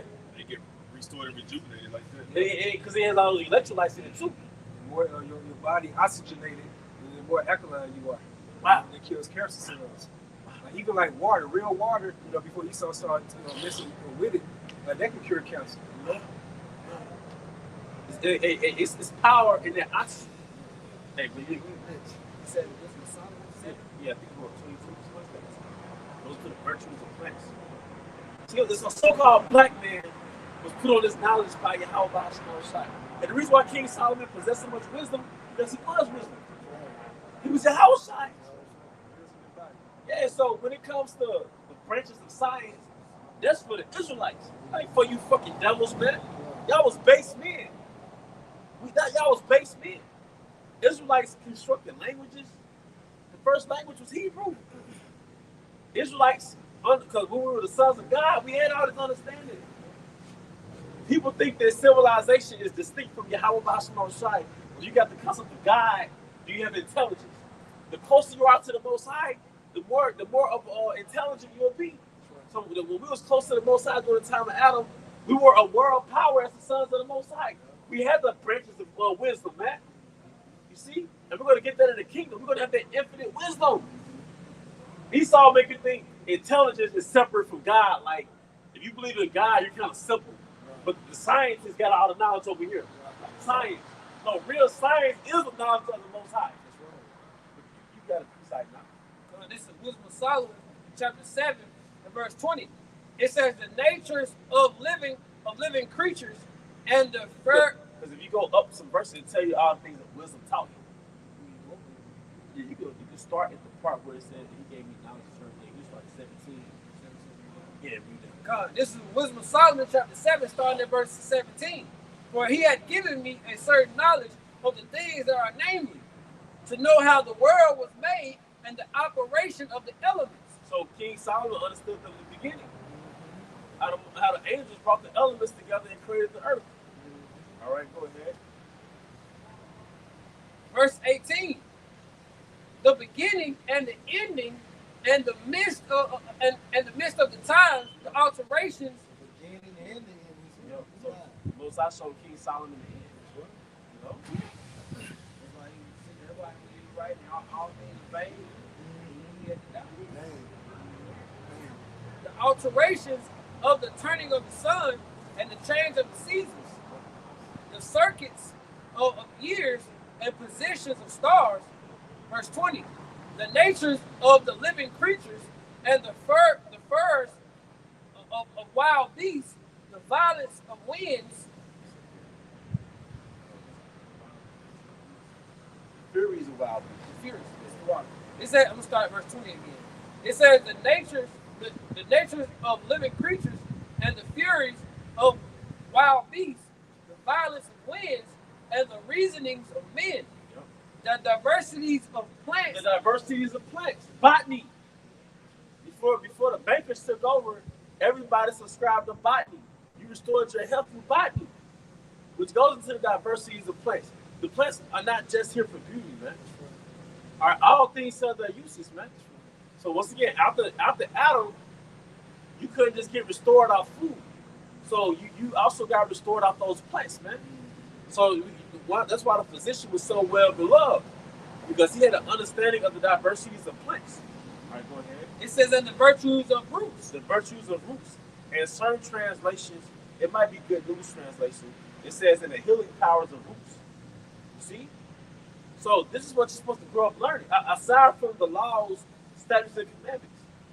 But if you understand, the laws is just a means of obedience. Obedience is the key to infinite wisdom. It's a key to superpower, man. World power, I mean. All right. Real quick, Mr. Point. This is Genesis 3:17. And unto Adam he said, because you have listened unto the voice of your wife and have eaten of the tree of which I commanded you, saying you shall not eat of it, curses are grown for your sake, and sorrow shall you eat of it all the days of your life. Because you're going to have to work for it, right? Into the land. That's right, bro. Verse 18. Thorns also and thistles shall it bring forth to you, and you shall eat the herb of the field, because we're going to the sea. Yep. That's a beautiful point. Wow, man. Because prior to that disobedience, you didn't eat no herbs, man. That's right, bro. That's the original fruit. Man, our original food, man. Healing. It was healing. Right. And I'm not trying, I'm not making an effort to get all deep. But I've been thinking about Dr. Sabi, and he'll go into like the fruit. And I was just thinking, carbohydrates, all fruit, basically carbohydrates, right? Well, I looked up carbohydrates. It's a combination of 3 different elements in the periodic table. Just bear with me. Carbs, hydrogen, and oxygen. So most fruit in the wild, they have carbohydrates.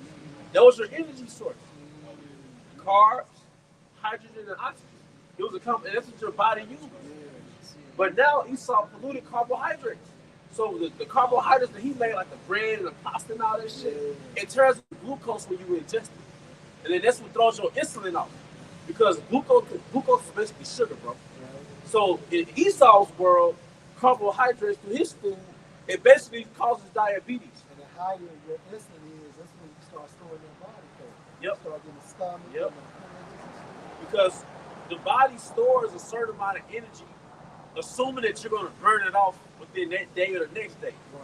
But if you don't burn it off, your body says, well, let's just store it. Because your body is highly intelligent, created by Yahweh Bahasham Shai. But because you live in a sedentary kingdom, you never burn off the stored energy. You never burn off the fat. So, yep. Go ahead, bro. Now, to make the situation even worse, you got Jake, they'll eat real late at nighttime, Yeah. 12, like 12, 1 o'clock, or after hours like that, and they'll just sleep on it. Hamburgers. That's why the apostles always get into intermittent fasting, because in this kingdom, you want to have a good digestive window to actually burn that stuff off, man. Right. You know? It's the book of Psalm. Yes, I'm It's Psalm 103 and 2. It says, "Bless the Lord." What's the what? Bless the Lord, Yahweh Bahashim El Shah, my soul, and all that is within me. Bless His holy name. Bless the Lord, Yahweh Bahashim El Shah, my soul, and forget not all His benefits. Who forgiveth all thy iniquities, and who healeth all thy diseases. Who healeth all thy diseases, man. Because that's mercy too. Most High kicked us out of paradise, and now the body gets sick, but He still had remedies in nature. So even though we're under the curse of Adam, the curse of Deuteronomy 28, He still gives us a way out of the temptation. And that's why when you take the herbs, you're supposed to pray before you take it.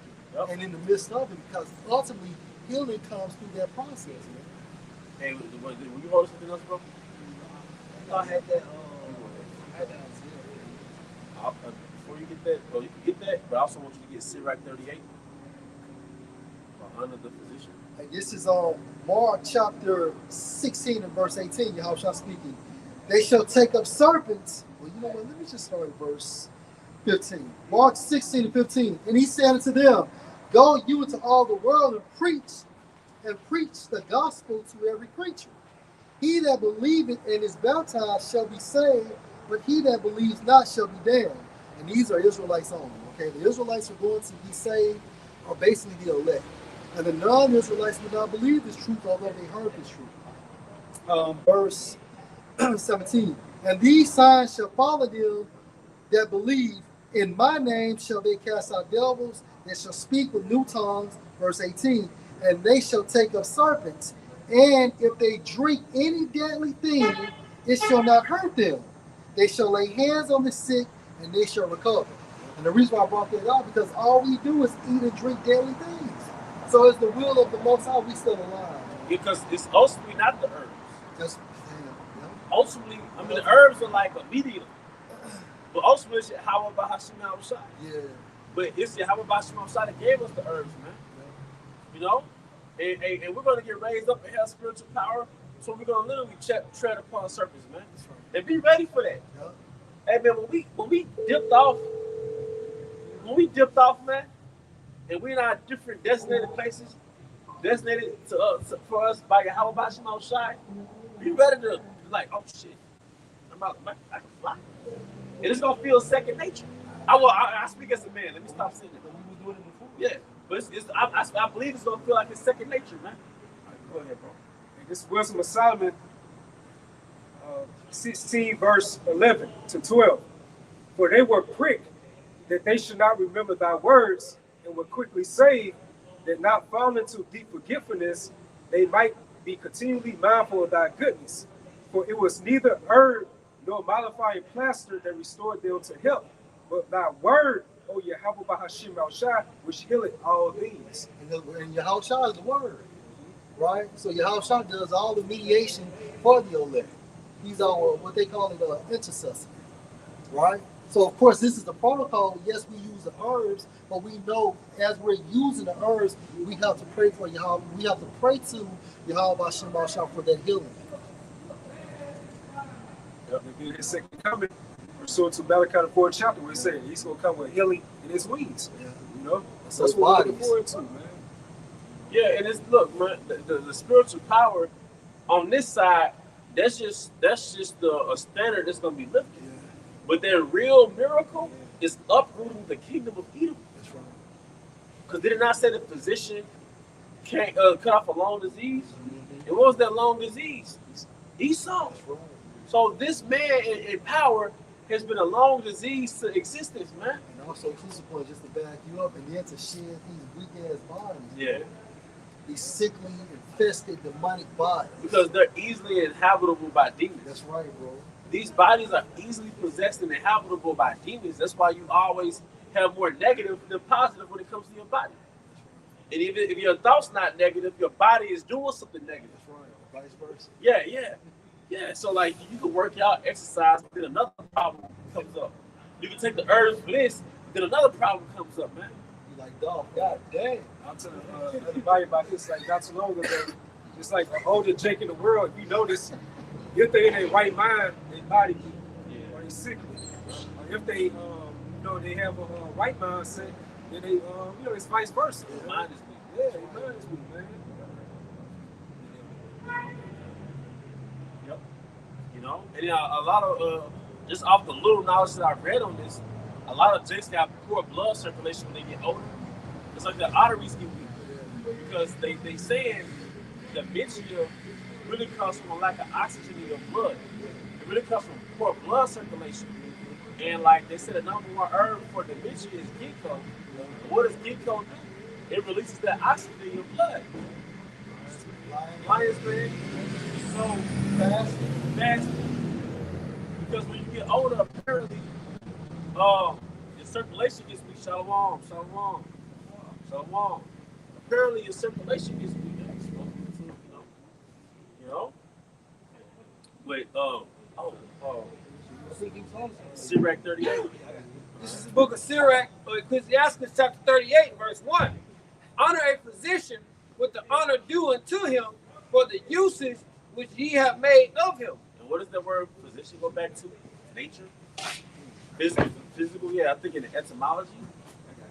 And what's the honor that he beholds? Like, you're supposed to go to him because he's supposed to heal you. Yeah. Like, if you're going to a car salesman for a car. Yep. If you're going to a barber to get your hair cut. So if you're going to a physician, you want to be whole. Yep. And Gad, so-called Native Americans, that's spirit. they honor the medicine man. And Gad himself had the knowledge of nature, man. A lot of herbs that the standard herbalists practice, they got it from Gad. When Esau came to the Americas, most of them died. Half of them died. Yeah. But it was Gad that taught Esau how to restore himself through the herbs. Because for one, Gad is an Israelite, so Israel always had the knowledge of the herbs. But secondly, Gad watched the animals. Gad studied the herbs the animals used to restore their health, man. So a lot of herbs that you see in ancient, in American tradition, it goes back to Gad and Reuben, man. All right? All right, go ahead. And this is 1 Timothy 4:8. For bodily exercise profits little, but godliness is profitable unto all things, having promise of the life that now is and of that which is to come. And the reason why I brought that precept out, think about these old Jasons upon. We talk about this all the time. Out there in New York doing calisthenics, they 60 and 50 years old, they 70, but they look good. Low body fat and things of that nature. So basically, exercise does wonders for the body, but it does nothing for the spirit. But at the same time frame, we need exercise for that mind, body, soul connection. Now, I'm just gonna say, exercising doesn't get us in the kingdom of heaven, but man, it's therapeutic, man. It's your spirit. Yeah, it's Jake always talking about anxiety. That's the new trending little disease now, for lack of better words. Anxiety, my anxiety. Yeah.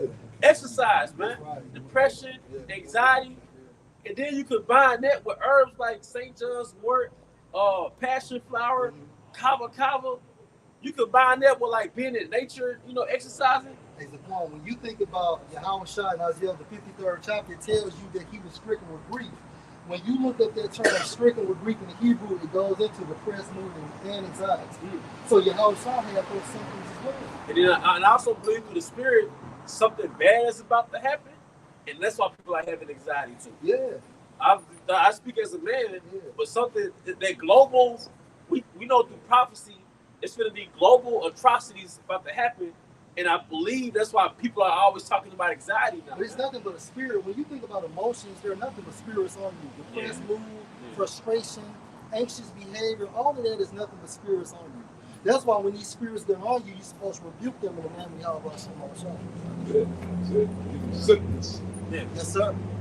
It's like, You do a video, you start prophesying, like them spirits leave you. Yeah. Well, Apostle Gabar said the only time you're good is when you're making a video. Because you're in deal or you're indulged in the truth. You know? It's a spiritual war. That's true, because every time you're doing your videos, you might be feeling fucked up. But at the moment you get into the spirit, you forget for a second. You know, or you're teaching, you know what I mean? The camp. I mean, it's all doing the work. You're doing the work. Apostle Tahar said, look, you're doing videos, you do your videos, you're doing the work. You know what I mean? You're doing the work. That's doing the work. It's just, because we teach it to the camera anyways. You know, to the congregation. Because they watching, you know, we got this, the unicorn. You know what I mean? We got the unicorn, man. The social media. Out here on the streets, them days are over. We ain't out here trying to fucking recruit folks from off the street no more. You know, like back in the days, you know, a crowd and Jake listening. Jake ain't listening, man. Well, the elect. But we had a different mentality back then. But now, pretty much, if you have the elect, you're going to come in the truth. The days of, we used to be out there and you have a crowd and all phonies, all full of shit. That's right, brother. Oh, that's right. Teach. Praise. That's right. Where them niggas at now? You see what I mean? So now we pretty much teaching the camera. You know, we're teaching the camera. So like we could be here on the street corner, or we could be in a park like this. Sit out. We did that up top. Teaching, that's the camp. You know what I mean? Realistically, when y'all do your videos and stuff, that's the camp. Because y'all see the brothers, Wa Akwaf, sincere sisters, and like I said, for the sisters out there, the Akwaf, so you ain't got no business watching our videos anyway. Right? Well, it depends. Unless they got a husband. If they have a husband. That's what I mean. If you a sister and you ain't got no man, you know, you just have a sister that happen to see the vid, oh my goodness, and you feel compelled and you actually believe and you, whatever you sending tithe, whatever you doing, and you ain't got no man, then the advice I got for them is the best way we could put it, they will come on down by the camp and stand off to the side and, well, men are supposed to choose anyway. I mean, for real though, man. Like, stand there, be humble, and you know, and then approach one of the brothers and start a conversation. Right. Or like there's a particular brother that you privy to, that you are not privy. What's the word I'm looking for? Scope on it. Scope or whatever, but I'm looking for the politically correct word, the proper word. An attraction to, you know, hey, you watching the brothers' videos, you ain't got, these are sisters that don't have husbands that might, you know, Lord, this women gonna be sick. You know, then hey man, go on the brother's page and hit them up on the comment board. Or, I mean, I'm not a technical guy. They could do that, right? You can go on your page and hit the brother's synagogue, go, Shalom, brother. So and so, I've been watching the videos. My name is Shara. Whatever, right? Hit the brother up. And, you know, that's my suggestion. Yeah, come on, women, bro, women, they know how to. Yeah. If they're trying to get at it, dude, women know how to get at it, dude. You know what I mean? So for you sisters that you want to hook up with a brother, then you And I hope the brother might want to deal with you. Because things are changing now. We in the time of Isaiah 4 and 1, man. And furthermore, we said this before. The sisters that got husbands, you ain't got no goddamn business watching nobody videos but your husband. That's it. You understand? That's bottom line. And I, you know, brothers' wives that I have came into contact with, I told them that. And I said it on camera. And I told brothers, man, your woman ain't supposed to be watching nobody else's videos but your videos. What the fuck is that? We didn't already seen the madness that comes from that already. I could tell y'all firsthand. You know what I mean?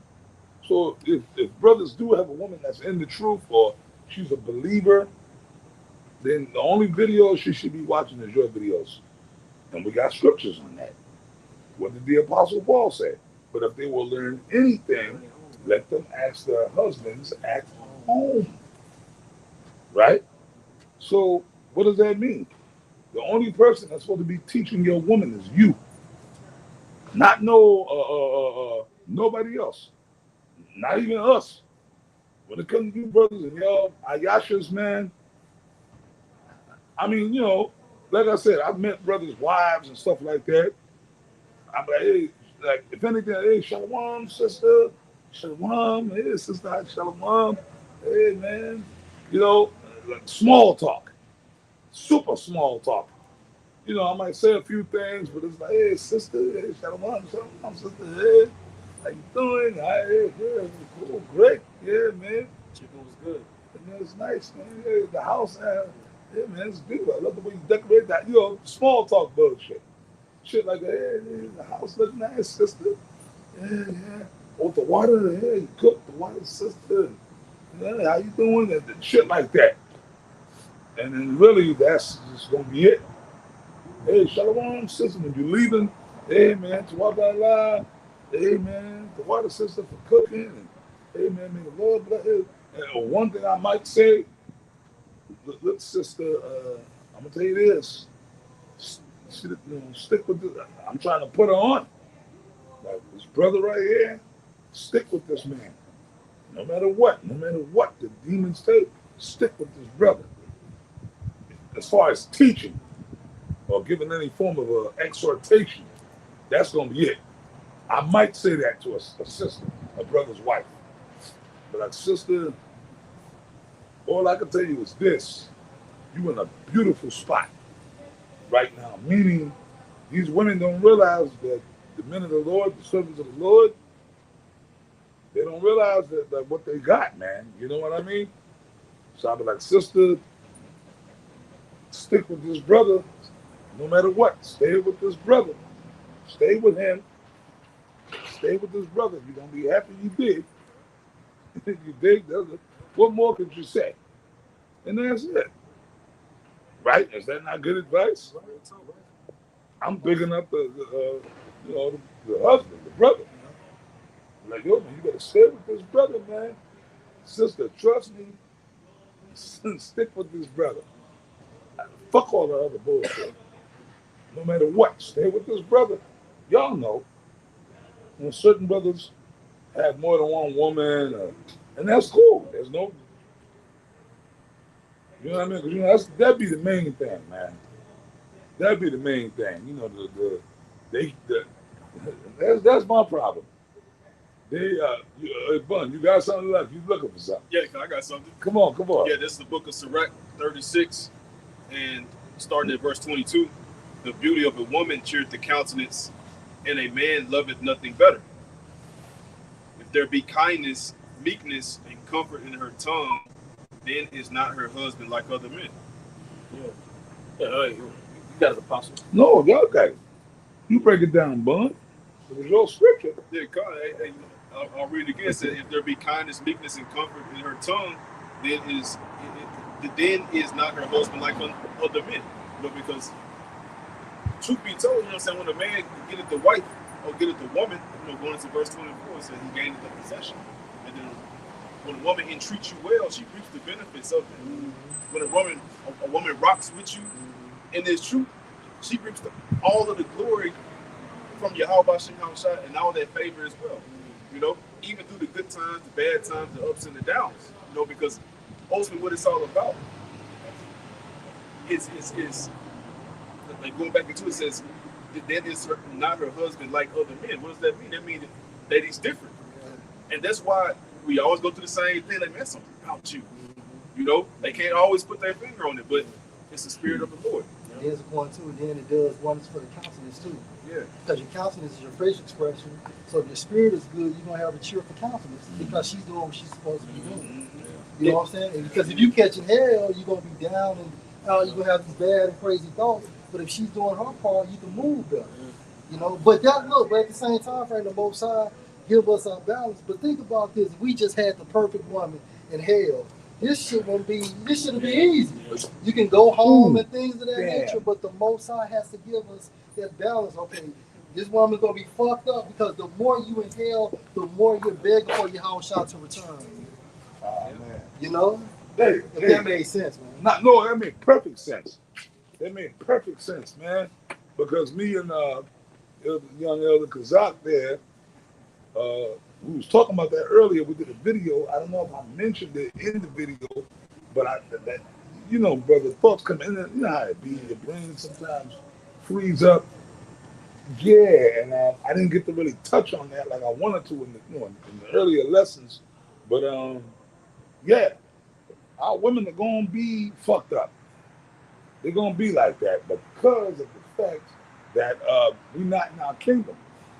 Look, I mean, I got a woman I'm dealing with. I know you brothers got women. Some of you, I mean, if you don't, I don't know your personal situations.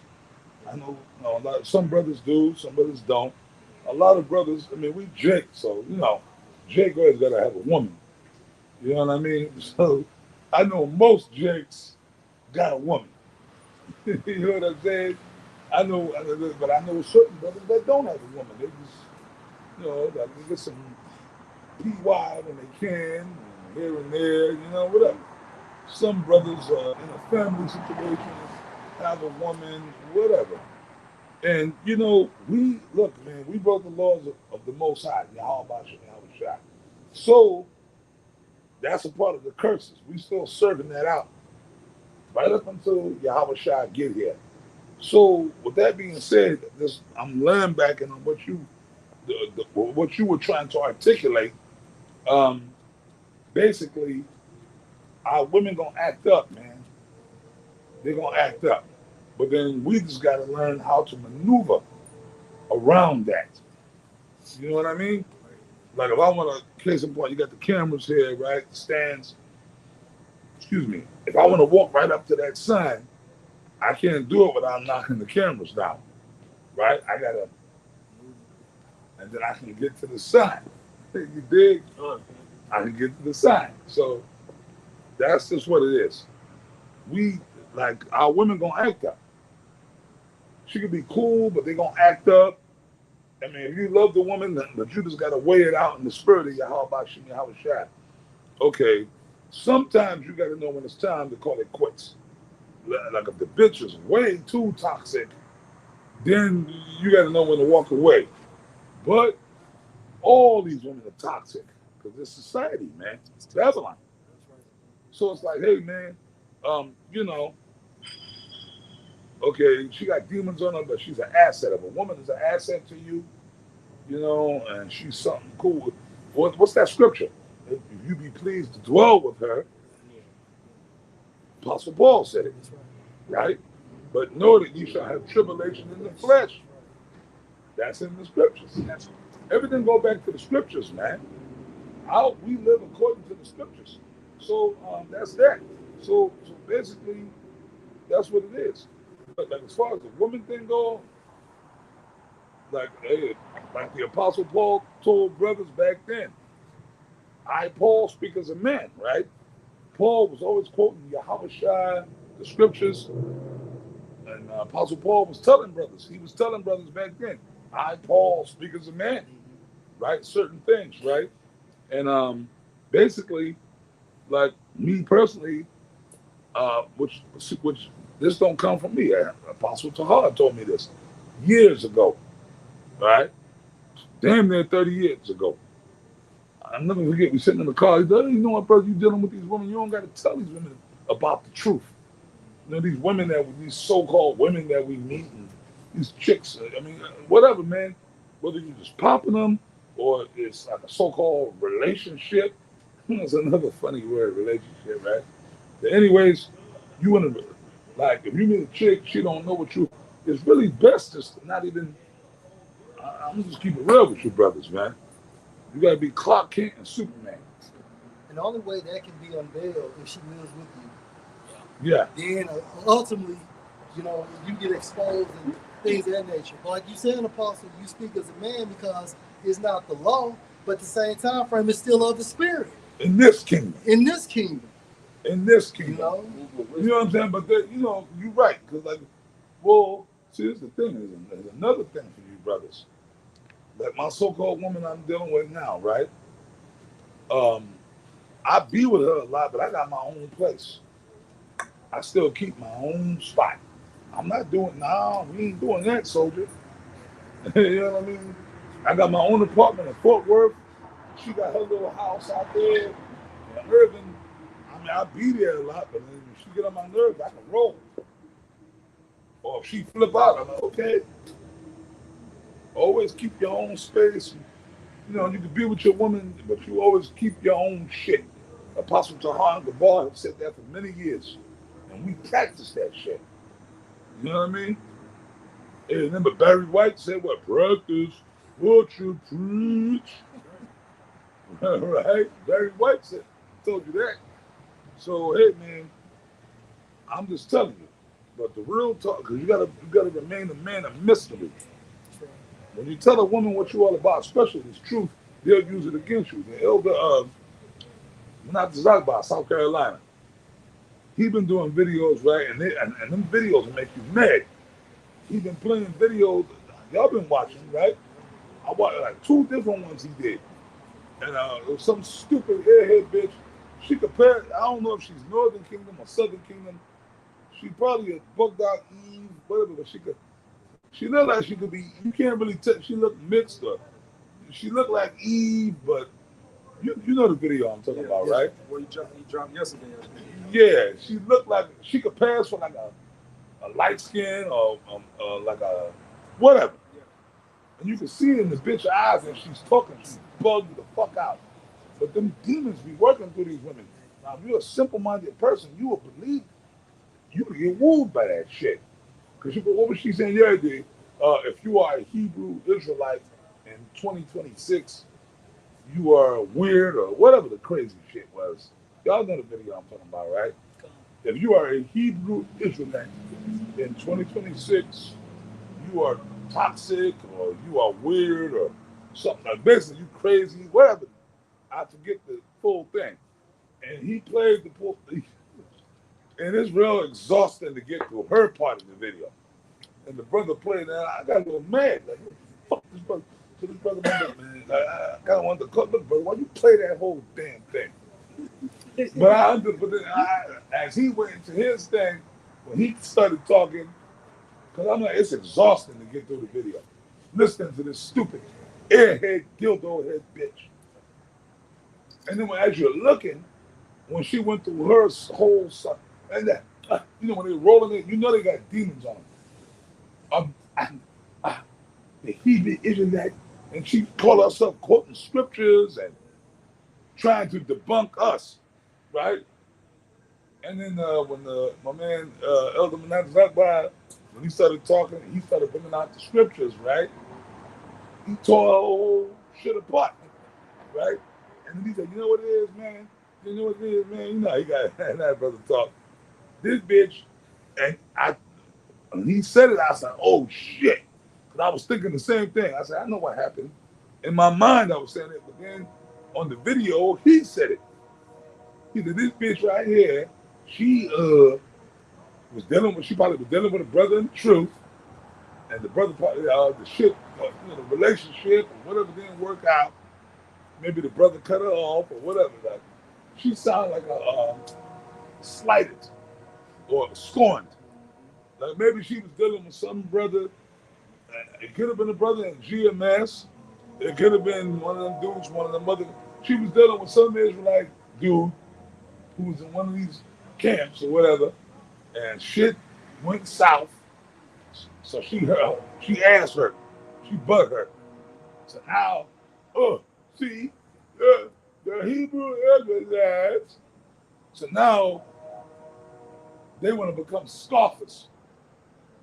That's what it is. Y'all dig? For real. Bro, 'cause some of these women that we have dealt with, and they found out about the truth. You got something? You got something, bud? I'm that, I'm not reading for you.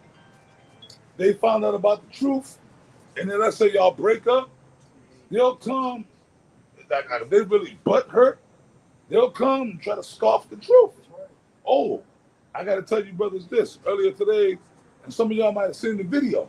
I was watching the Apostle earlier today. I was sitting at the brother crib, and I was watching the Apostle Tahar put. I know it's a recent video. I don't know when the Apostle Tahar put it up. I watched the whole video, and fire, man.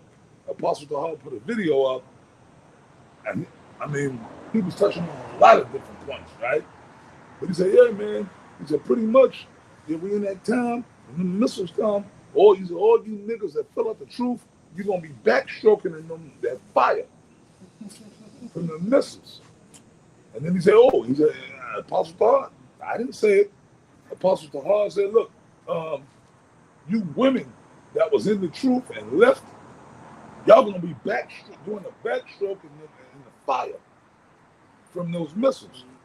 Apostle Tahar. So see, these women, all these women, you got to realize, bro, no, they culpable too. It's not just men. These women, man, these women are not exempt from judgment. Because you're a woman. How about you? How much I don't care. Because you got a pussy. I say this. Go ahead, brother. He didn't care about Lot's wife. God. She was a righteous man's wife. Can I say something for you? When you think about Daniel, the 12th chapter, it talks about sin going to be in everlasting contempt. We know that's talking about the guys that fell off, but a lot of that that's going to be in that sect is women that love us too, man. They're going to feel extremely That makes sense. Oh, the 2/3 mainly consists of women. Women, right. You know what I'm saying? Right. There's more women on the planet than men. That's right. Well, I got a scripture for y'all, and y'all can read it, and y'all can break it down if you want to. I'm going to give it back to y'all, man. I just had to, Ezekiel 9 and 4. I was going to get it. Let's go. The Lord don't care. Yahweh Shemai don't care because you got a pussy. Okay? I'm a woman. I'm a woman. Don't use vulgar language in front of women. You know what I mean? I know y'all have all heard that before, especially in the South. We all from the South. Hey, man. Like about you somewhere, fuck. Hey. Bro. Hey, man. Don't be talking that way, man. There's women in here. There's women. No, not women. There's women's in here. There's women's in here. Are you fucking serious? Can I tell you something? Sure. All the cuss words I know, I learned from my mama. Okay? Real talk. All the cuss words I learned from listening to my damn mama. Give me a fucking break. Don't be cussing. There's women around. There's women. Then even coming to America, then that's when Randy Watson was singing. Y'all know what I'm saying? Them three niggas, Eddie and they play, they playing different roles. You know what I'm saying? Teach them women, let them lead the way. Show them all the beauty. Randy Watson was singing, and the three niggas, the barbers, they're sitting there, the Eddie, and they started, them three niggas started cussing each other, the old niggas, the old barber niggas, and then they got into it. It was the fuck. And then one of them niggas said, calm down. It's women's in here. And even Eddie, the old nigga, Eddie was like, I don't give a fuck. Nobody give me nothing. But that's true, right? That's true. That's some real shit.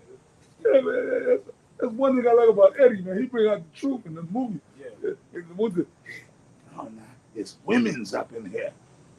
Eddie, I don't give a fuck. Wasn't about to give me nothing.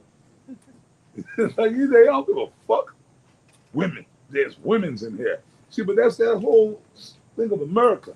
Because you got that slit you were exempt from judgment. Well, when the flood came, oh, did women die in the flood? That's right. Yeah. Yes, sir. No, oh no, the Lord was like, oh, no.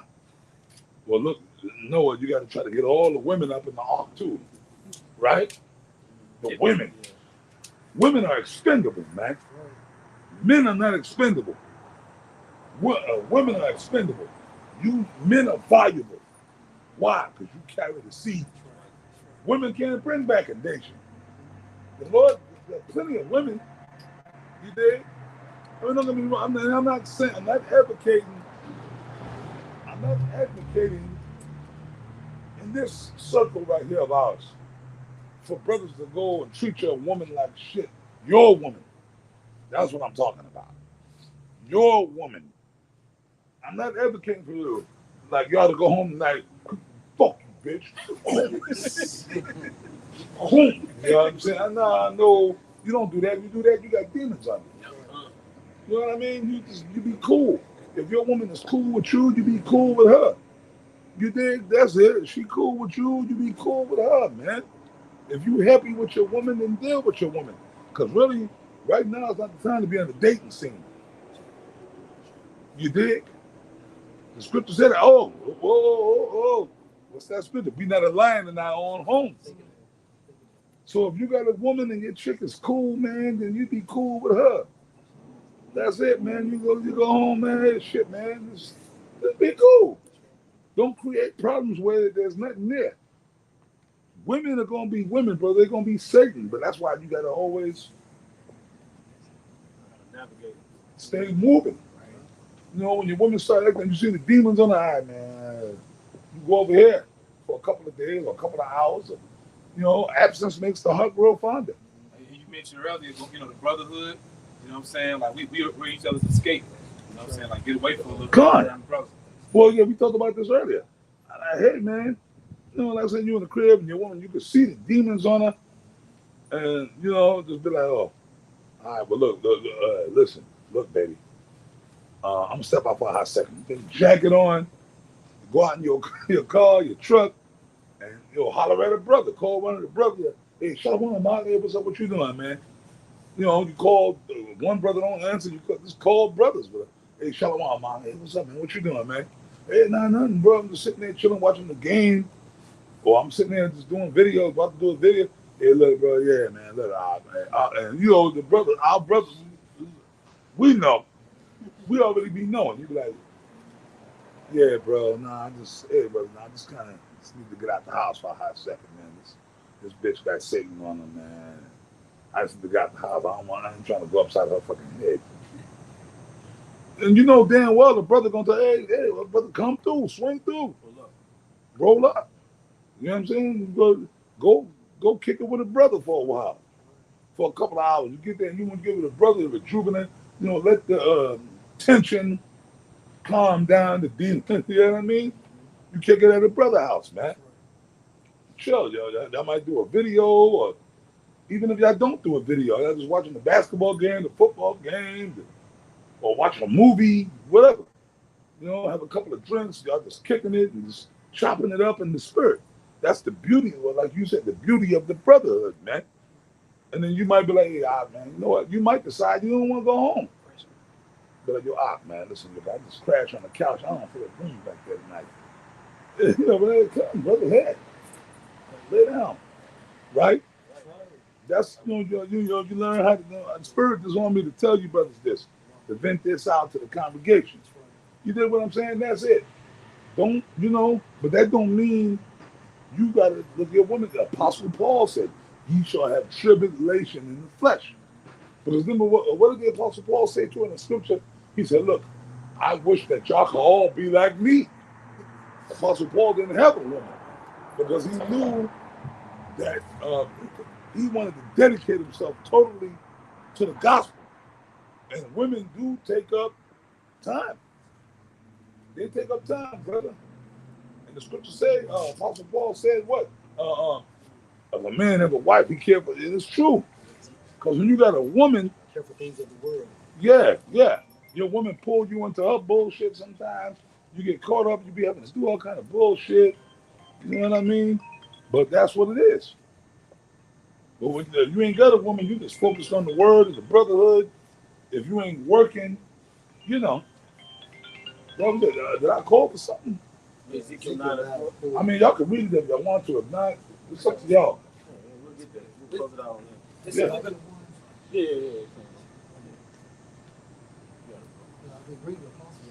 This is the book of Ezekiel chapter 9 and verse 4.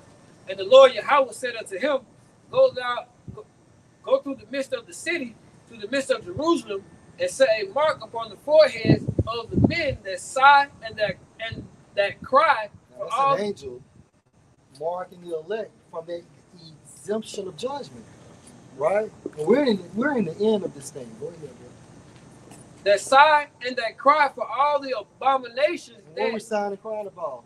Shit, this reality, right? America, Esau, and so on and so forth.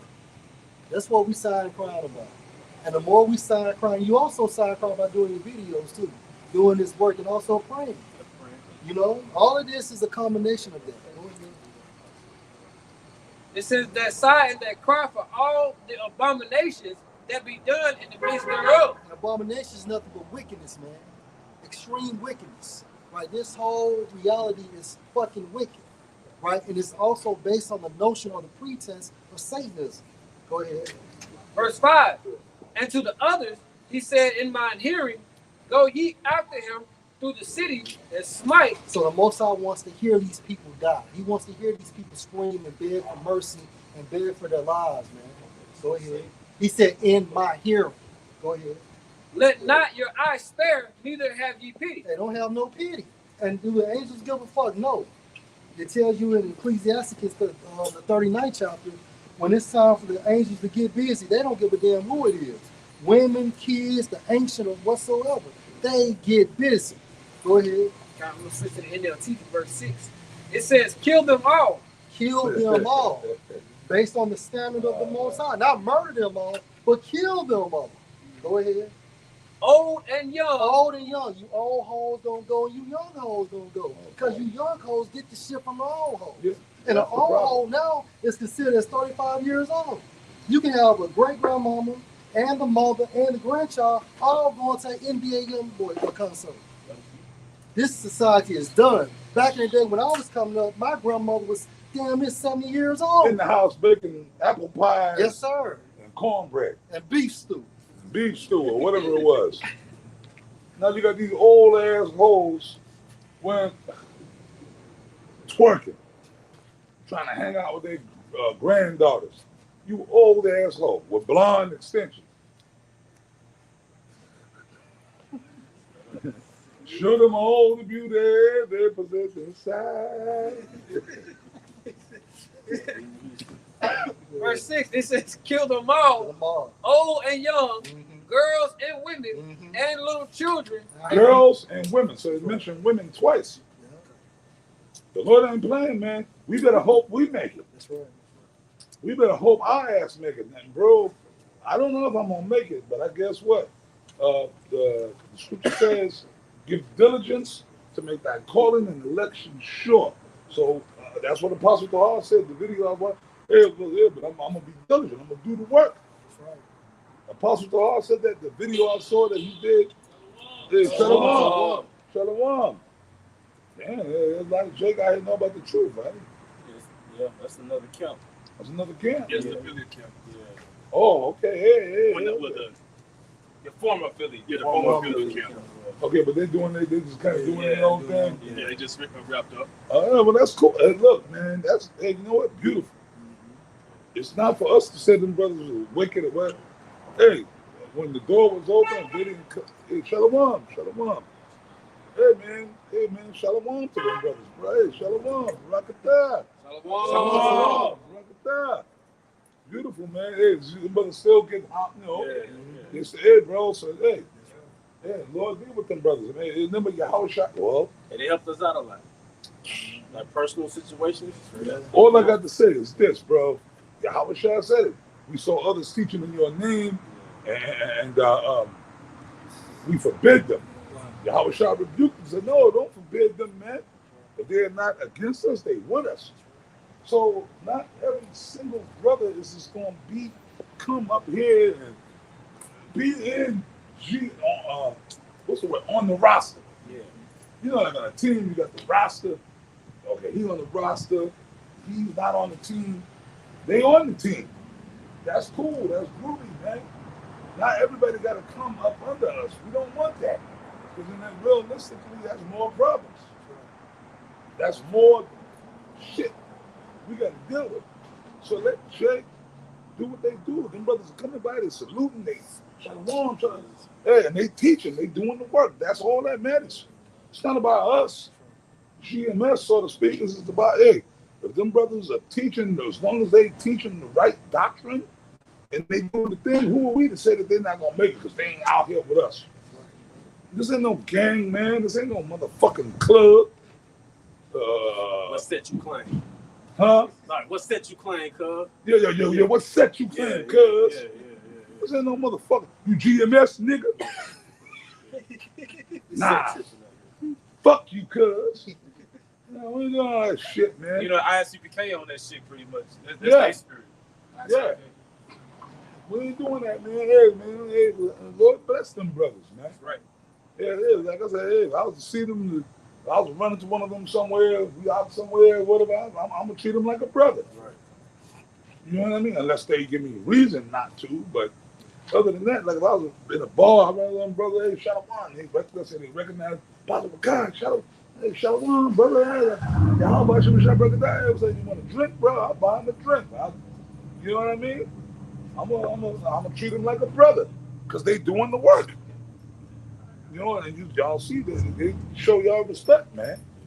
They showing you, brother, they pass them a thing, hey, Shalom. Hey, they see them like brothers. You know, the spirit will decipher the rest. Shit, we got guys in GMS that ain't right.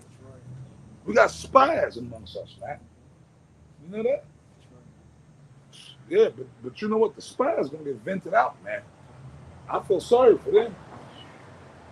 Because you gotta be the most stupidest motherfucker on the planet to be a spy.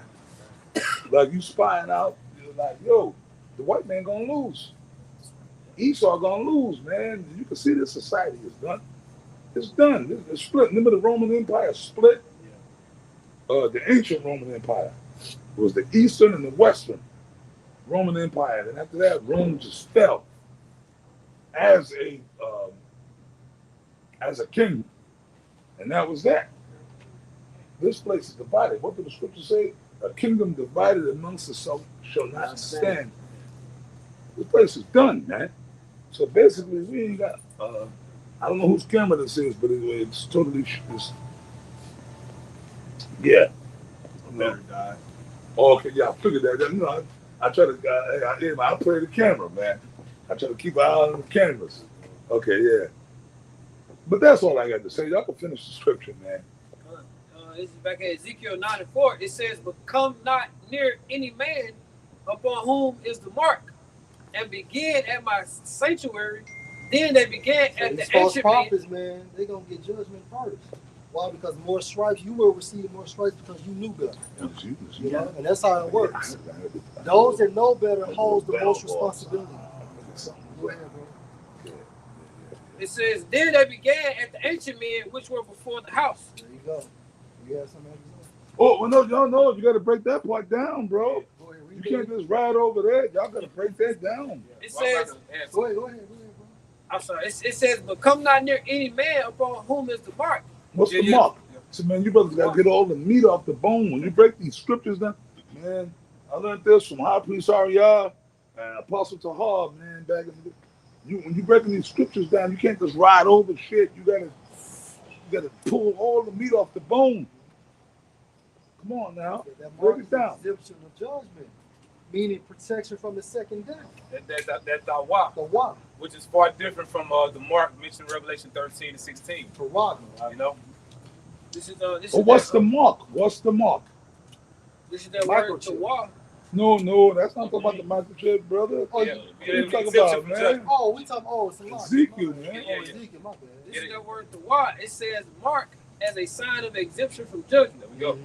So what's the mark that Ezekiel 9:4 is talking about? Well, Come not near any man is talking to death angels. yeah. Who's the mark? What's the mark? Well, ultimately, is this knowledge? This truth. Yes, This you're truth right. makes us exempt from judgment. Beginning with the names. You know, beginning with the That's names. what I really wanted to hear. Yeah, because Revelation 7, Yeah. you know, he had the name sealed in their forehead. Can I get That's you? what I really wanted to hear. Because the name of Yahweh and Yahushua is the truth. It's synonymous with everything we teach it. It represents that. So that's the mark. Remember, because you got Nate and different, we don't know what the Lord's name is. We'll get that in the kingdom. You know what I mean? These wicked niggas, right? Right. Even the niggas, GOCC, Bubble Eye Blackfish, you know, the Elder Ricard from the GOCC, he, Ahaya and Yeshaya. These niggas are wicked. They don't have the mark. The mark, Shalom, Yahweh Bahashim Yahushua. That's the mark. That's really the mark. You got to call upon the name, but you got to be within the right doctrine. You see what I'm saying? Can I make a point? When you go into, what's that scripture we always pull out? John 7:38. Out of his mind shall flow rivers of living water. When you go into that term living, it goes into Zio, and the definition for Zio is those that are worthy of the names. Worthy. You got to be found worthy. Worthy of the names. And I want you to finish on that Ezekiel. And it said, and begin at my sanctuary, and I begin at the ancient man, which was before the house. Break that down thoroughly. Can somebody break that down thoroughly? I mean, I can do it, but I want y'all to do it. I want to see if y'all It says, got it, man. and begin at my sanctuary. Then they began at the ancient men. Stop. What's the sanctuary of the Lord? Boys in the circumcision. The Israelites that in the truth. Israelites that are in the truth. That's right here. We are in the sanctuary of the Lord. You dig, brothers? We were talking about that earlier because these niggas out here in the world, these two, like, hey man, they're dangerous. They're dangerous. Yeah. But amongst the brotherhood, you feel safe. So when that judgment comes, before Pookie and Ray Ray get it, hey, the Lord gonna start amongst us, man. So-called brothers that know that they're Israelites, that claim to be men of the Lord. You see? Right? People like Nate, people like General Yohana, all the niggas y'all know. Oh, Genesis, you know, the dildo crew. Y'all know about that, right? Niggas sucking all that book. Hey, Shalom. Got you, Apostle. Niggas sucking all that motherfucking bullshit. Niggas sucking all that motherfucking bullshit. You a high priest and you were this, but you like that funny business. And then your own women are coming on putting you on blast. Oh my God. Right? The females, your sisters, your wives are putting you on blast. Dudes like that, they don't get the judgment first, man. I'm telling y'all, this is not a fucking game, man. This is not. A lot of dudes think this shit's a fucking game. This ain't no game, man. This is serious fucking business, man. You understand? This is serious fucking business, man. You know, and dudes better start taking it serious, man. The Lord ain't playing, man. We don't even know if we're gonna make it, man. But like, hey, man, we trying. We trying. So take this. Don't play with this, man. See, it's okay, right? All the dudes that scoffed against us and did all that shit and talked all that bullshit, right? Talked all that bullshit about Apostle Tahar, right? Scoffed. He's just an old nigga. Him and Apostle Tahar, just two old niggas sitting on the couch in New York. They need to retire, right? Remember that? Y'all remember that? They need to retire. We the guys, make way for us, okay? Y'all got it. And you know what? We gave it to them. Y'all got it, bro. All right. We just kept doing what we didn't stop. We just kept doing what you brothers as well. We just, all of us, collectively. What did we do? I mean, we'll curse them niggas out, that's what we do. But what? We just kept doing the work. You remember Bun, right? What we do? We just kept, okay, cool. You know, we just kept going. All right, bro, come. Shalom, y'all got it. And what they do? They fell on their sword, man. They fell on their sword, man. You got exposed. You see what I mean? There's a thing called respect. You dig? There's a thing called respect. And all the dudes that vary from that, they all fall on their face, man. You dig? High Priest Ariel, man. High Priest Ariel, we told y'all. Yeah, High Priest Ariel, he went off. He went off. But guess what? We still love and respect High Priest Ariel. That son y'all got right there, we wouldn't have that if it wasn't for High Priest Ariel. How would you know what tribe? I'm Reuben, I'm Gad, I'm Judah. You wouldn't know that. It was the spirit of Yahweh Shai got on High Priest Ariel to put that together, man. You know what I mean? So how the fuck could I ever come against High Priest Ariel, man? You know what I mean? So the Lord, see, certain things are above certain dudes' pay grade, man. And that's another thing, Jake. Certain things are above your pay grade. So you gotta realize when certain things are above your pay grade. You know what I mean? High Priest Ariel, the Lord, but see, if you understand the scriptures, you understand why that went down. You know, that's deep shit. You know. But y'all understand what I'm trying to say to y'all? But the reason I wanted him to read Ezekiel, I told y'all to break it down, but the spirit is on me to go into it so y'all can get it. The Lord said, begin in my sanctuary and begin at the ancient men. So the ancient men represents dudes that know the truth, that's going off and being wicked as hell. You understand? That you got something, brother? Well, I got the Strong's Concordance. Come on, please. Go look a shot. That's the Strong's GH2205 Zaquan. The word ancient goes back to Zaquan. So one of the definitions goes to old, but then it says elders of those having authority. You know, of those, because you went into the sanctuary, which is basically those who are circumcised, those who know. But then it says that an ancient, so it's the leaders, starting at the leaders. Nate. Yeah, Nate. Yeah. This one gets judged first. Sakari. Yeah. Hey, Genesis. did he not call him? He deemed himself a chief high priest. Yeah, he did. The only other man since I've been around that ever held that title was High Priest Ariel. High Priest Ariel and High Priest Yaquah. Those are the only two men that we've ever acknowledged, the chief high priest. Okay? This little punk gonna call himself a chief high priest because he's a Levite. And then he had that all fucked up. The Levites. Look, the Lord did away with that. During the time of Moses and Aaron, yeah, the Levites were but the Yahweh Shai changed all that. And that was the reason Yahweh Shai was crucified on earth, because them niggas couldn't accept the fact that Yahweh Shai was a Judite. So their whole thing was, who this nigga? First of all, we the Sanhedrin. We the Levites. First of all, nigga, you a Judite. You ain't got no say. You know what I mean? The old order of Moses and Aaron. But let's keep it real. That was done away with. You know? Hey, that's the reason why the veil split after the crucifixion. Then all 12 tribes had access to this knowledge, man. You know? That's right. Yeah, I'm glad you said. That's why the split. Yeah, the veil split. That was symbolic of the Lord was doing away with that old order, and this is the Yahweh Shai. He's the new. Realistically, Yahweh Shai is the chief high priest. That's right. But them niggas didn't want to accept it, and they still don't want to accept it to this day. You understand, brother? Hey, the body dies, the spirit never dies. Things change. The Lord shuffles things around. We was all back there, all these wicked. We were all, it's us back here playing out the same role. That's why I said I wanted to learn how to play chess.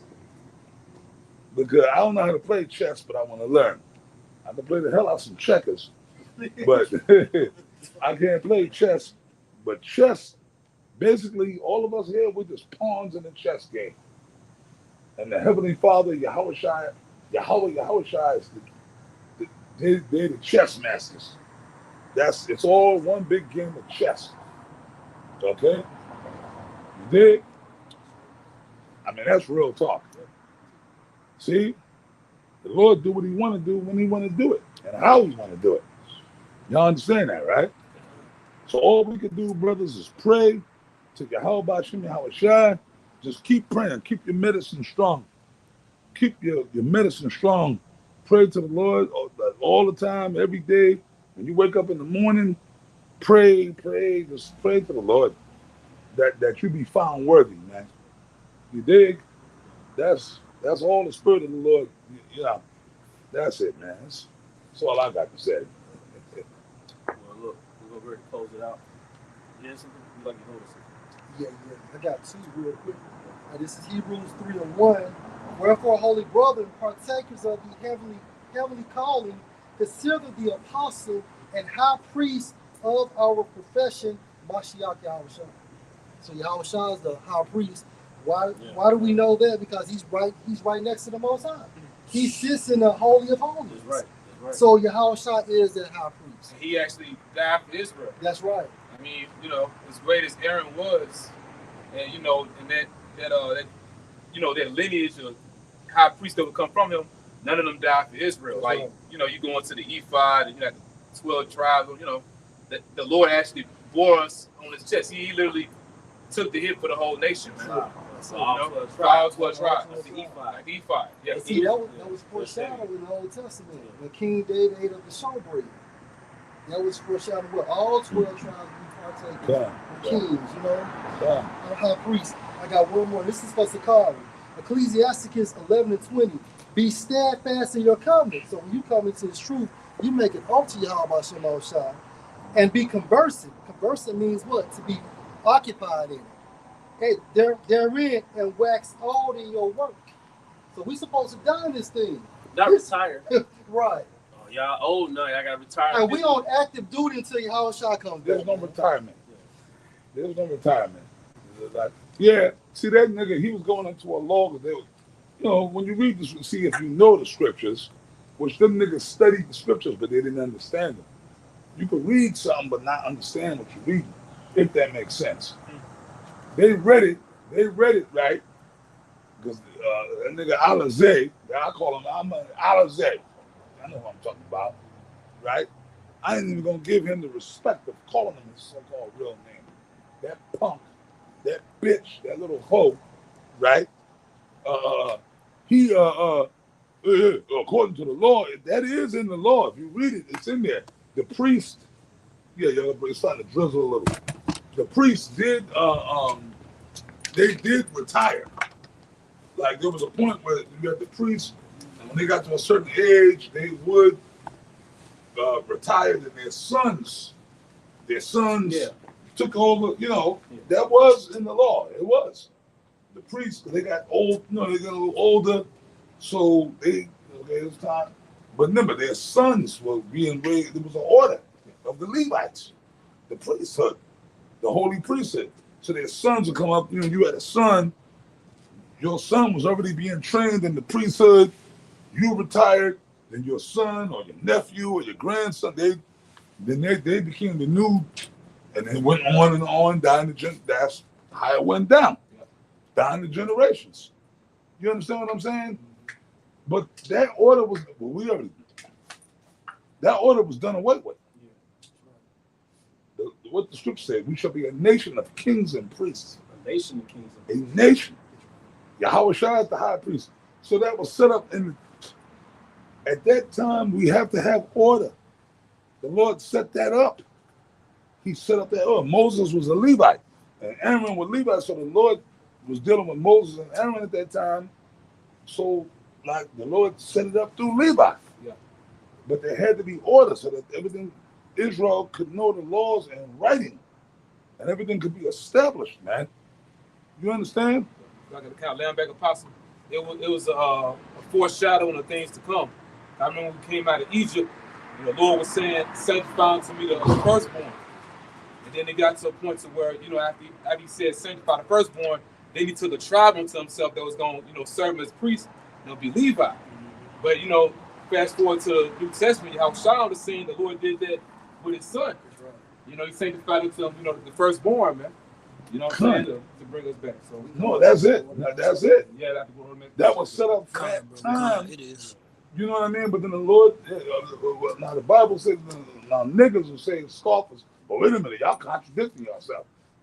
Don't the Bible say, I'm the Lord your power, I change not? The Lord don't change. It's just you gotta be sophisticated enough, spiritually sophisticated enough to understand the scriptures. Nothing really changed. It's just, remember Yahweh Shai said, this, when he was talking to that bitch at the well, Apostle Tahar went into that in the video I saw today. He said, hey man, this, what was that, John 4, the 4th chapter, right? And he said, look, the water that I'm bringing is a well springing up into everlasting life. A well. Water flows. Even Bruce Lee said that. But water can flow or it can crash. Be water, my friend. Water is ever moving. Water is like, right, it ripples, you know what I mean? So this truth is water. Yahweh Shai told us. So it's not changing, it's just this truth is evolving. It's an evolutionary, spiritually evolutionary thing. So like back, and you brothers got to realize something. Okay, y'all look at us, right? The apostles, so to speak, the bishops. When we came in, things was different. The world was different. The world was a different place back then. It was a whole different, you know what I mean? It wasn't like how it is now. So we had our teachers, our elders, what y'all know about, which is y'all elders and y'all teachers too, right? If y'all are fruit, those are your elders too. King Masha, well, no, so let's start from the top. High Priest Abba Bivens, King Masha, High Priest Ariah, High Priest Yaquab, right? They taught us, they gave us what they had. At that, the Lord, amen, as great as those men are, and I still love all those men to this day. Okay? I still miss those men. I still miss them. I miss the shit out those men, man. But the Lord didn't give them everything. He gave them a portion because the Lord deals with other men. So they gave us the best of what they had, what the Lord gave them. And we took it and we ran with it. And then, through the Spirit, different things evolved. You understand? Like the Cornelius thing, right? The Cornelius thing. We were taught Cornelius was the Edomite, but then through the Spirit of Yahweh Shai, the Lord put the Spirit on Apostle Gabar. It was Apostle Gabar that the Spirit really came on to. Because we reading the scriptures like, wait a minute, man, it's not adding up. Esau can't be saved, And then he brought it to Apostle, but Apostle Tahar was already in the Spirit pondering on it, and then that's how that whole thing came to be. Because there's no way that Cornelius could be an Edomite. How could he? You dig what I'm saying? Oh, he held the books. He held the Bible for us. When? How? Like some old dude in the cave. I am Cornelius. Here's the Bible. Peter told me to give this to y'all. It don't even make sense. Right? They said Cornelius was a just man. So that means he was Esau is not just. I don't care. Even these fucking Edomites that act like they nice and cool, they're not just. They're wicked. You're an Edomite. You can't be, the Lord will put the Spirit on Esau to be cool with you. You know what the scriptures say. The Lord will entreat thy enemy to treat thee well. You'll meet some cool Edomites and they'll be cool, but they're still Edomites. You still got to watch them. You know what I mean? And these other nations. They'll be cool with you, man. You got to watch these sons, bitches. Got to watch them. They go to how when a man's ways please the Yahweh Shem Hawashai, he maketh even his enemies be at peace with him. That's the scripture I wanted. That's it. So you brothers, you don't got to be walking around railing on Edomites. We did that already. That's what I'm saying. You got to come to a level in your mind. You brothers got to use high wisdom. We got to be chameleons in this motherfucker. Going back to what you said earlier, we got to learn how to be more elusive. Con. You brothers, man, look, man, I'm telling this to the young brothers in the camp. Esau's the devil. Yes, he is. Esau's not going to be saved. Don't listen to Genesis. Don't listen to them. Don't. Okay, look, man. But yo, you walk around. Don't be like these stupid niggas in the world. You don't walk around just cursing white people out. Nah, dude. You walk around, man. You tip. I tip my head. How you doing, sir? Yes, sir. How you doing? I'll smile. I'll sit there, have a drink with an Edomite. I'll be cool with them because you never know. The Lord could use that Edomite to help you. And it's happened. I'm talking from experience. Y'all don't gotta walk around and be like, "Fuck you, cracker! You fucking cracker!" That's not wisdom, man. That's just a belligerent, stupid, low IQ, low vibrational nigga. Yeah, when you speak about that earlier too, like the nigga want to be in that spirit. Your Eve. All the Yeah, way, yeah, all the way, all the way. But y'all got it. Yeah. I didn't talk to Mel. It's a spirit. You know, we needed it. We're gonna, we're gonna close it out. Go on, man. Go on, Elder. All right. Well, look, we're gonna face the east. And with that, we hope brothers and sisters were edified. Once again, we want to give our honor and glory to Yahweh Ba'ashem Yahushua Ba'ashem Kadosh. We want to give double honors to our elder apostles and elder bishops. Great millstone, we well. Peace and blessings up abundance to the house of David the elect. Baba, Shalom. Yeah, man. I watch you brothers on